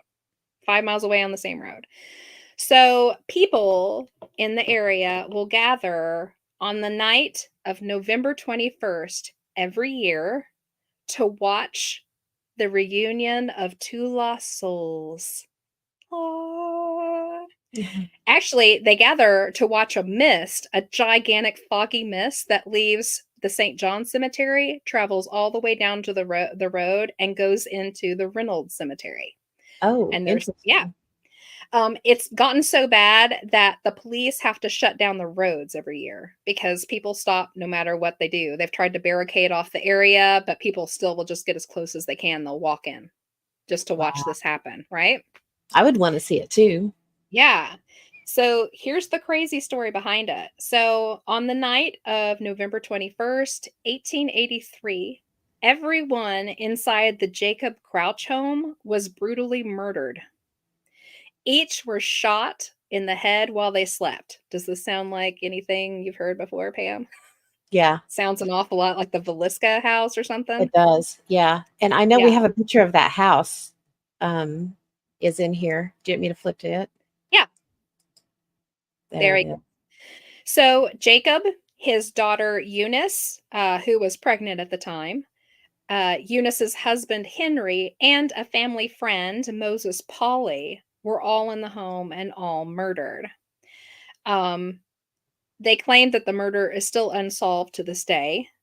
2 months after the murders, his other daughter, Susan, was found poisoned to death, as well as Jacob's farmhand. So, two more. Eunice and her husband were buried in the St. John's Cemetery and in Henry's family plot, while Jacob was buried in Reynolds Cemetery in their family plot. People started reporting watching a huge mist travel the 5 miles from St. John's to Reynolds every November. They say it's the ghost of Eunice coming to visit her beloved father. Right? Interesting story. It is. I did, I did some research. Uh-oh. um, Susan was not murdered. Susan poisoned herself, Oh, wow. and she poisoned the farmhand. Now, it was never proven in court because of a whole bunch of stuff that was not done correctly. But this is the story. So she killed herself because they accused and almost proved that her husband was the one that walked in and killed the family. Jacob had just redone his will and had taken out Susan and her husband and some cousins out of the will because he figured they were already well taken care of and they were good to go on their own. And he wanted to save that money for closer family. And Eunice, I guess, who was having problems and she was just getting ready to have the baby. And apparently he and the cousins did not like this. So they walked in and murdered everybody thinking, well, if they're all dead, then we get the money. Oh my God, that's terrible. Yeah. Susan poisoned herself the night before she was due to go in and speak against her husband. She was supposed to go in and testify against him. Mm. Yeah. He was acquitted because of all the mishandling of everything. He moved and promptly got remarried. And oddly enough, to another lady not related to them, but also had the last name Crouch. That is strange. Yeah, no Huh, relation though. I don't know. But that's bum freaky. bum bum. So, if you ever want to see the mist travel, go to Ann Arbor, Michigan, and stand at St. John's Cemetery, and then follow the fog all the way down to Reynolds. Apparently, it happens. So, Instead of the yellow brick road. I did look. I was interested to see if there was maybe like a river that run right past that road because I would Mhm. understand a mist Right. looking like it's kind of moving and traveling like that, but I didn't see anything like that. So, Huh. That's what it is, interesting. I don't know. Yeah, that's a good one. Yeah, that's what I thought. I like that one. All right, and I believe that's the end of that. There's your gates. There's my gates. Here they are. Okay, let me flip over to my stuff here. So we did talk about this a little bit more, and we're kind of running a little short on time, so I'll zip through Mhm. this part. We talked about how cemetery gates are usually made of iron because iron repels spirits, and it's meant to keep the spirits of the deceased inside the cemetery, is the thought behind that. Spikes along the top, like you see on this one, they're common. And until recently, El Cato Cemetery in Chautauqua County still even had the iron hitching posts in front of the gates. But within the last 5 or 10 years, they have disappeared. So I'm not sure when they were taken down for sure. But the last time I was out there, they were gone. Hey, Phil. Hi, Phil. I'm sure it probably made it easier to mow, Probably. You're probably right. sadly. Um, let's see. Now, this next picture, this is actually Thomas Jefferson's grave. And I thought this was an interesting one to show because I had never heard of the term double dating on a headstone. Um, Woo woo. right? And it's most likely the reason we haven't heard of it here is most graves in our area, they're not nearly as old as some of those that are on the East Coast in the United States. But back in 1582, when the calendar was changed from the Julian calendar to the Gregorian, the year began in January as opposed to in March, which had been the case prior. And American colonies adopted the Gregorian calendar in 1752. So some early American graves, like this particular one, sometimes they'll feature more than one birth or death date for the deceased. Um, so like on Thomas Jefferson's, he doesn't have both, but you'll see at the bottom where it says born April 2nd, 1743 OS. The OS stands for old style. So basically once uh, the calendar was changed over, it added 11 days to everything basically. So like George Washington would be a good example. He chose to go ahead and change his birth date to the new Gregorian calendar. And so that changed his birthday from being February 11th to actually being February 22nd, which is really strange. But I guess they had to do it at some point. So that's the point they did it at. Something else I ran across, I didn't know this, but a lot of the Hebrew calendar, it started actually 3,760 years before the Christian calendar started. So to figure out dates in a Jewish cemetery, like on this stone right here, you need to take the number and then subtract 3,760 years from it. So you can see we have the number 5,664. If you take the 3760 from that, that means that this is from 1904, which is pretty wild. Too much Little math. known facts. Lots of math, huh? I don't want to go math. That's not fun. And if you have, I'm assuming, I'm making an assumption that everybody knows what a potter's field is. If you don't, we're going to educate you today. So basically, a potter's field, they're found in almost every cemetery, and it's a spot set aside for people that, for whatever reason, haven't been able to be buried in whatever way. Um, Usually their identity is unknown at the time of their death, Mhm. and a next of kin couldn't be located, um, or the family couldn't afford the burial costs. Mhm. And another reason could be that the family preferred that their loved ones, be buried in this. They didn't want to deal with it, kind of thing. Mhm. Um, One of the largest potter's fields in the United States is this island right here. It's off New York City area, off the Bronx, and it's called Hart Island. It's actually 130 acres, and this island's been used for a lot of things, including it was a quarantine station at one time. It's been a psych hospital, a tuberculosis ward, a reform school, a homeless shelter, a rehab facility, a military base. It's been used as a jail. But the first burial occurred at this place in 1869. And at that time, the majority of the interred, they were either unknown or they were unclaimed. But at the time, inmates from one of the uh, prisons that was on another island started the burials, and then it turned over to Rikers Island. The inmates would take care of the burials. They did it up until Rikers did it up until COVID, and in April of 2021, all the workers and the foremen they all contracted COVID, and so there wasn't anyone to do the burials. And if you guys remember, that was just a little shy of 4 years ago now. There were so many deaths occurring that they couldn't keep up, basically. And then when everyone got sick that was doing the burying, they attempted to get state workers to come in and take it over, and they refused. And so they ended up having to contract a company to do the burials, and they still do the burials to this day. Um, Currently, there are over 1 million bodies buried on this island in this 130 acres. That is a lot. Goodness. Yes.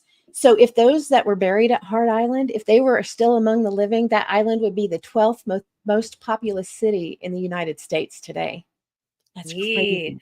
It's a necropolis. It is totally. It looks like a cow leg. It kind of does, doesn't it?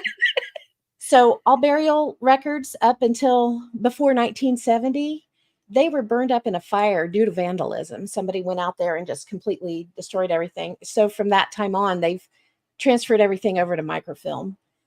But during the early days of the AIDS epidemic, they sectioned off an entire section of the island just for those burials, and it harkens back to what we were talking about earlier, about the fear over being able to contract the illness from even a dead body. We just didn't know what we know now. Mhm. But now these are some of the earliest burials that were done by inmates. And then this is kind of today what it looks like. I think this particular picture is from like 2015. But Wow. yeah, isn't that crazy? Ugh. So burials are done in mass, and you can see all of those boxes or caskets.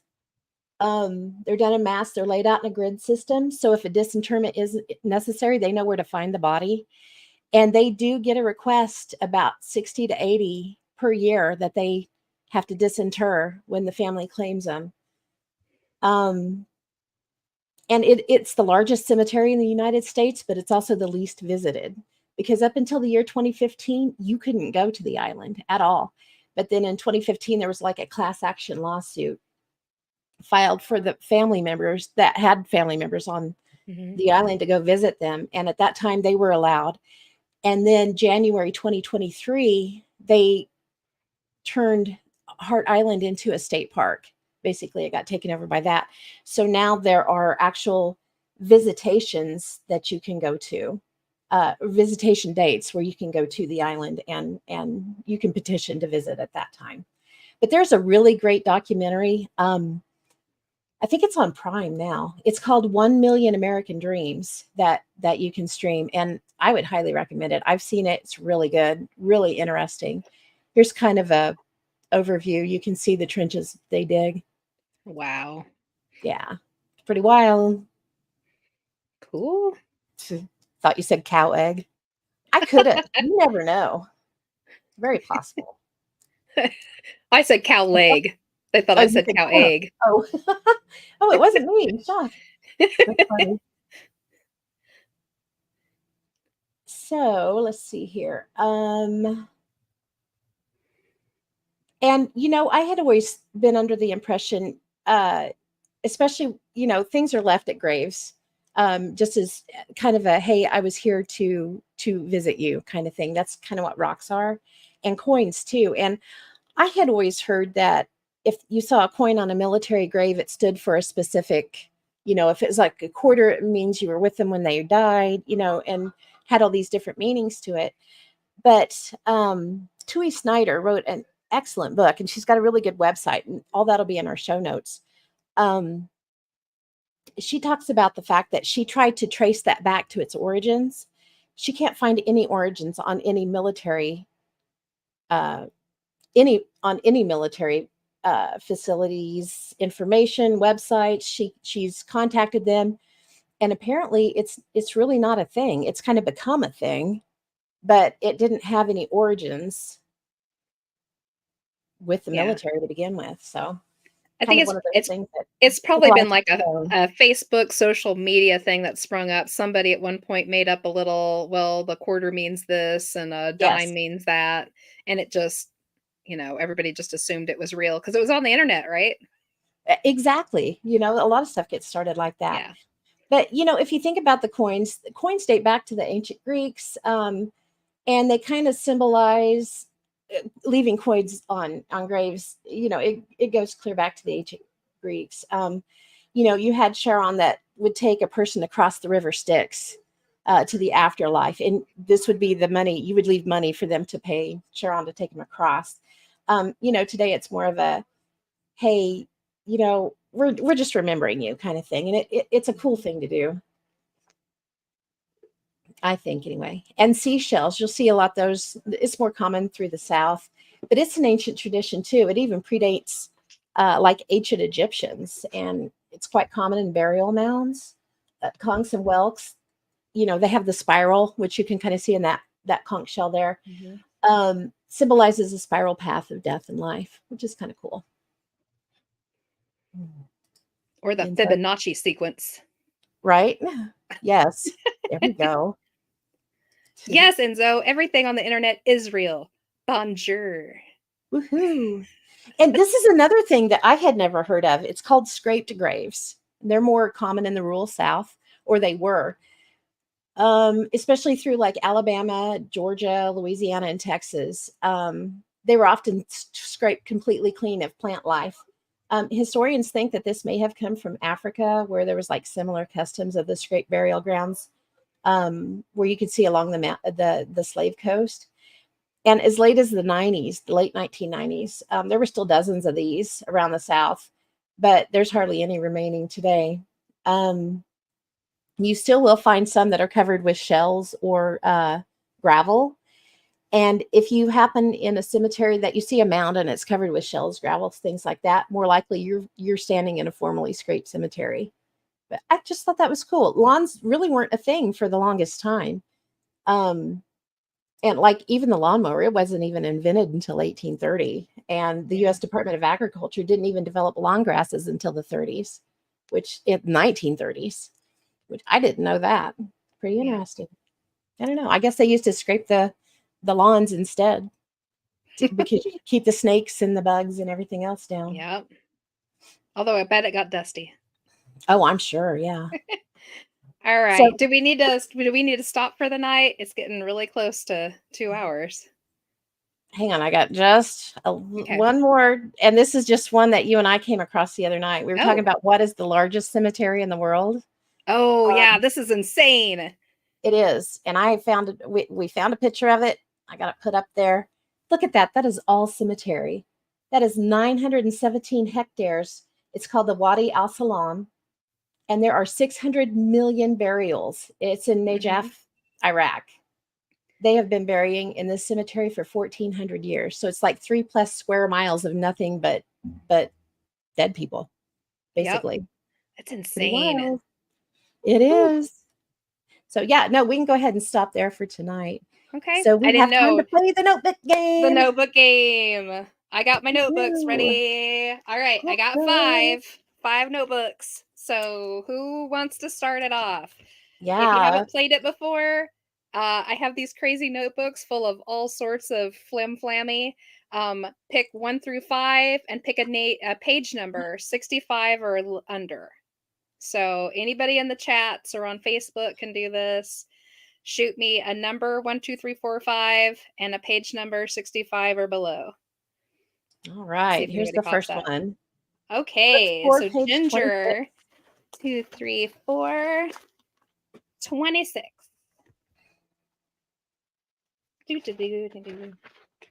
Just a second. Okay.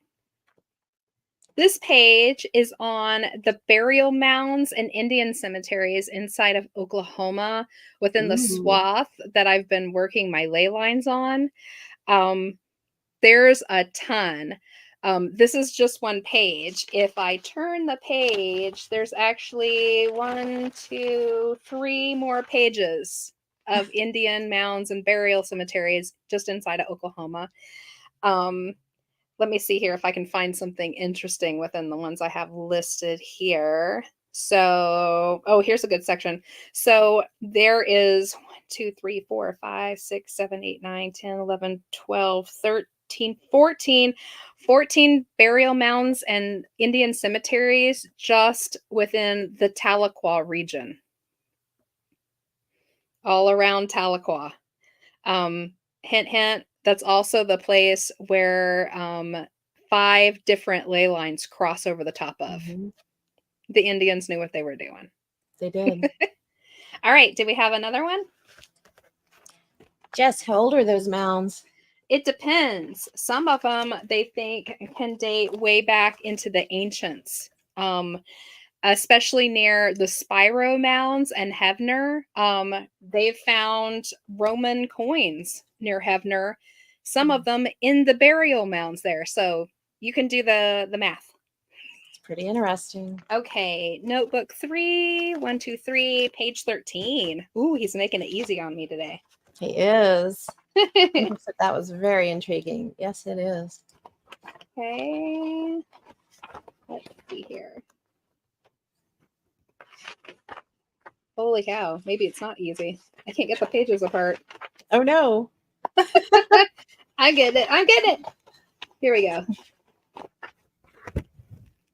Let's see here. Trooper Rule, Televana, Emporia, Kansas. This is about Bird Bridge in Emporia, Oh, cool. Kansas. So there was actually a movie made about this back in the 70s, I want to say. I guess I could look back through it and find the date.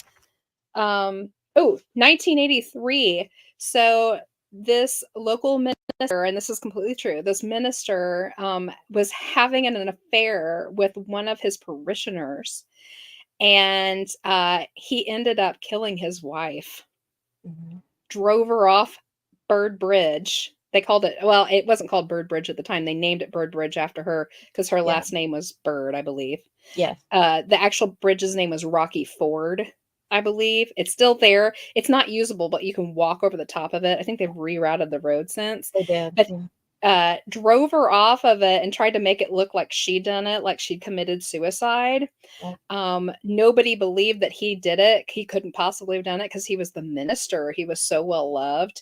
And they actually made like an ABC like daytime movie or something out of it. And you can get up and see the whole history of it. Maybe one of these shows will bring it up. Maybe we'll do like haunted bridges or something. We can tell the whole story on it. That would be cool. Yeah. All right. Anything else? Oh yeah, we got a few more. Okay. Book 3, page 10. Oh, back on the same one. Okay. All right. Ooh, it's the Galena Murder Bordello. Oh, we've been there. Yeah, so this is an actual place in Galena, Kansas. So back in the late 1800s, Galena was a huge mining town, hence the name Galena. Unfortunately, it drew in all the miners, and it became quite the area for saloons and ladies of the night and opium dens and all the bad seedy things. And let me see if I can do this in the shortest way possible so we don't run over time. Ma Steffelbach, she was this woman. Her 2 sons and her moved into a house there right on the main strip. She became a madam, hired on a whole bunch of girls, and minors started showing up missing. And what was happening is that she was having the ladies drug them, or they would take them into the back room where the 2 sons would be waiting. They'd throw a sack over their head and bop them a good one, steal all their dough, and then dump them in some of the empty mines. Mm-hmm. Finally, she crossed one of her working girls, ticked her off, and she went to the authorities and ratted them out. They ended up hauling her off to jail and the 2 sons, but they never found all the money that she hoarded, and they never found all of the bodies of all the miners that were missing. And it could be anywhere because that whole area is just riddled with old, dilapidated tunnels, right? The house that you see now isn't actually the original one. I found out the original home is gone because as soon as Ma Steffelbach got sent to jail, the town ripped that place apart trying to find the hidden cash. Yep. She was supposed to have like millions of dough, of this dough that she had stolen, and they're still looking for it. People still go out into these old mining caves and dig looking for Steffelbach money. Enzo gave us the link. Is this to the Bird Bridge? story, I Probably. think. Yeah, I think it is. Cool. Thank you, Yeah, Enzo. go watch it. It's great. Okay, we Yeah, got it's pretty good. Notebook 5, page 9. For All right. Caitlin.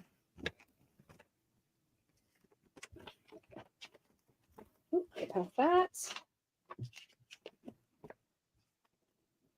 that. Okay, this is on the book Time Storms by Jenny Randalls. It's a good book. Yes.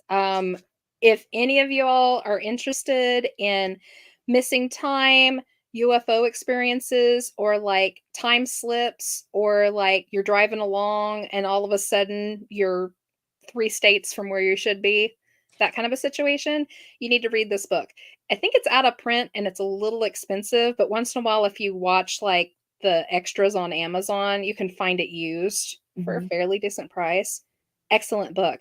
So this particular page is about the Oz factor.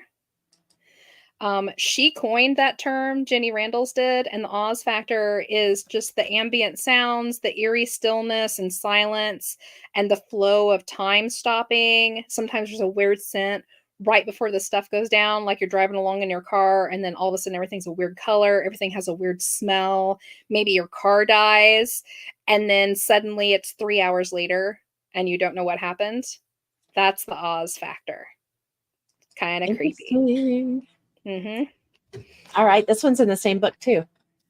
Page 54. Okay, 54. All right. That was a good one, Caitlin.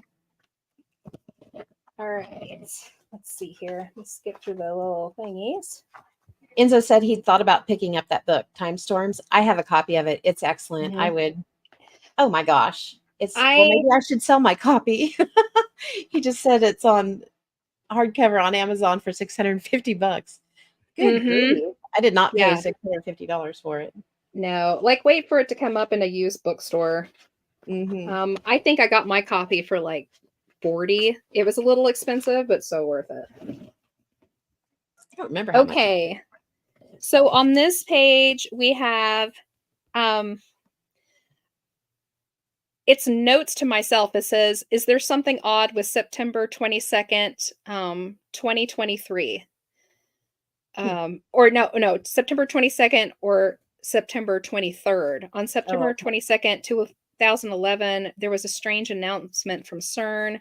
An experiment had apparently violated Einstein's theory of relativity. It was later stated that equipment failure produced these results, but that hasn't made those experiencing the mass memory discrepancy effect stop thinking all is normal.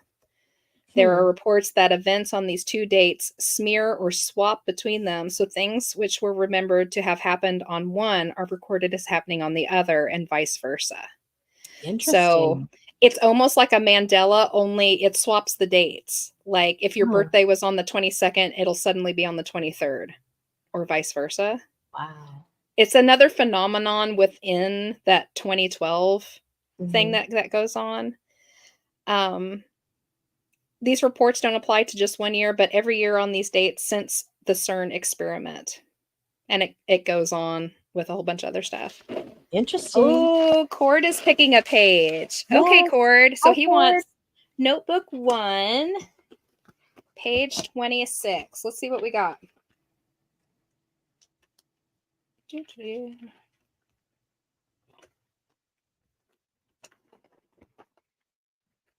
Okay.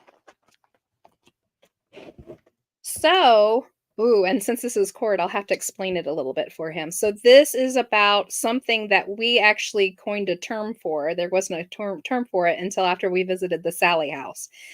So we called it paranormal event dissociation theory. And this is the experience that a lot of investigators have when we walk into a truly haunted area and you're deep in the investigation. And when you leave the investigation, you have a feeling that nothing happened at all, or it was a very boring time. And then weeks later, things start popping back up in your head and you start remembering as if you're waking up from it.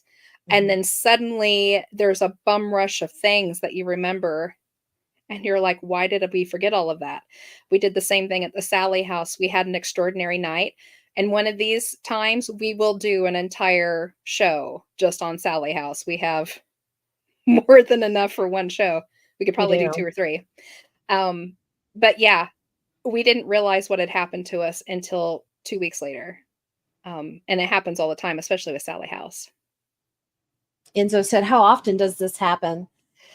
It's if it's a truly haunted place and some extraordinary things happened, that's when it happens. You find so many people that'll say, "Oh yeah, we just went there," and they're like, "Yeah, nothing happened." And then weeks later, they're like, "Oh my gosh, that was an insane place," because suddenly it starts coming back. Mhm. Mark had Mark Bannon had the thought that perhaps it was kind of like when someone goes through a traumatic experience and your brain kind of shuts that off, you kind of get that amnesia around it, and it's your brain protecting yourself a little bit. He believes it has something to do with that, that maybe what happened in the house was so overwhelming and our brains couldn't like filter it at the Process. time. Yeah. We Couldn't couldn't process it. process it. Our brains just shut it off. And we're like, nothing happened. You're fine. It was Move so along. strange. I mean, we all came home and we were just like, yeah, whatever. And it was a couple weeks later before any of us picked up any of our evidence to even begin to Yeah, review it. And then it's we were nutty. like, holy cow, what is going on? That was a All good one, right. Cord. So Jackie says, book 2, page 62. Let me go Mm-hmm. all the way to the back here. Enzo said, like being in shock after an accident. Kind of, yeah. It's a very good way to describe it. Okay, so this page is on Indrid Cold Ooh, good one. and John Keel's Mothman prophecies. I'm sure you've all watched the movie. If you've never read John Keel's Mothman book, please do. It's one of the craziest roller coaster rides you'll ever go on, and you will come out changed on the other side for the better or for the worse. We have a Who copy at knows? the library too, if you'd like to check it out. Yeah. For those of you who don't know who Indrid Cold was, he was an alien who showed up and stopped a gentleman by the name of Woody Derenberger on a highway on his way home one night in New Jersey? Yeah. Mhm. No, And not New Jersey. Virginia. Yeah, I can't remember if it was North Virginia or Virginia. I can't West remember. Virginia. West Virginia. What did I say? Mineral Virginia? Mineral Wells, You know, Mineral Wells, West I Virginia. just made a He whole was new. headed home from his job, and a spaceship flew over the top of his car, landed in front of it, and this strange looking, almost kind of Asian-y looking dude got out and talked to him with his mind, is what he claimed. Went home and told his wife about it, ended up telling reporters, and it became a huge thing. He actually wrote some of his own books. He claimed that he actually went with Indrid Cold on some trips out to his home planet, and you get to hear all about that and the women up there. It's heavily wrapped into the Mothman story, and everything that was going on at Point Pleasant with the Silver Bridge collapse and the TNT site and all of that. It's all wrapped up one and the same. So if you want a really interesting read, pick that book up. All right. Yes, it was West Virginia. I'm over here making up new states. All right. Jennifer's book 4, page 48. Okay. Oh, Enzo said, is that the one where they didn't wear clothes on his planet? Didn't the Could have ladies been. have like extra parts or something? Or am I thinking of something else? You're thinking of the Fifth Element. Okay. I didn't know. Okay. What do we got here? Okay. Oh, this page is on oddities I found in Oklahoma. So a couple of Ooh. these books, I literally just take notes as I'm finding other stuff. If I find something of note or of interest that I want to look up later, I have a book that I literally categorize these into. I like one's whole sections for one Oklahoma, one's for Kansas, and I just write them in there. And then later on, when I have the time to research them, I'll kind of cross them off. But this is one of those list pages. So I'll just read a few of them. So in Sapulpa, Oklahoma, there are moccasin prints in the sandstone 93 to 99 million years old. They call it Moccasin Track Cliff.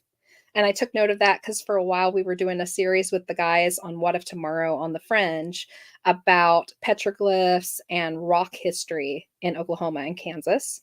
That's an interesting one if you want to go back and look at it. I think it was like something history of the US. I can't remember what we called it.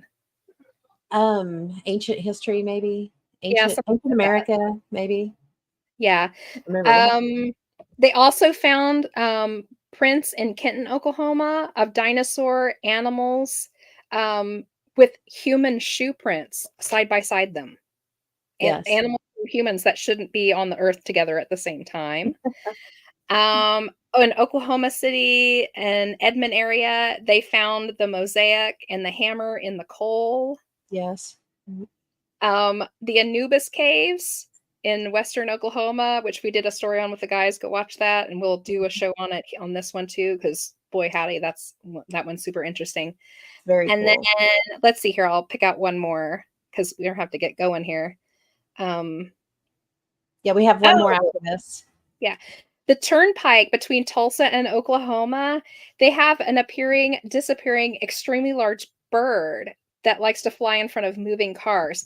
Later on, that's found out that's one of the flying dinos or pterodactyls that is seen constantly in that area. So I have the story on that already then too. All right, so what's our last one? Book Book one, one, page page 10. 10. Didn't we already do book one, page 10? Did we? We did book 3, page 10. Oh, okay.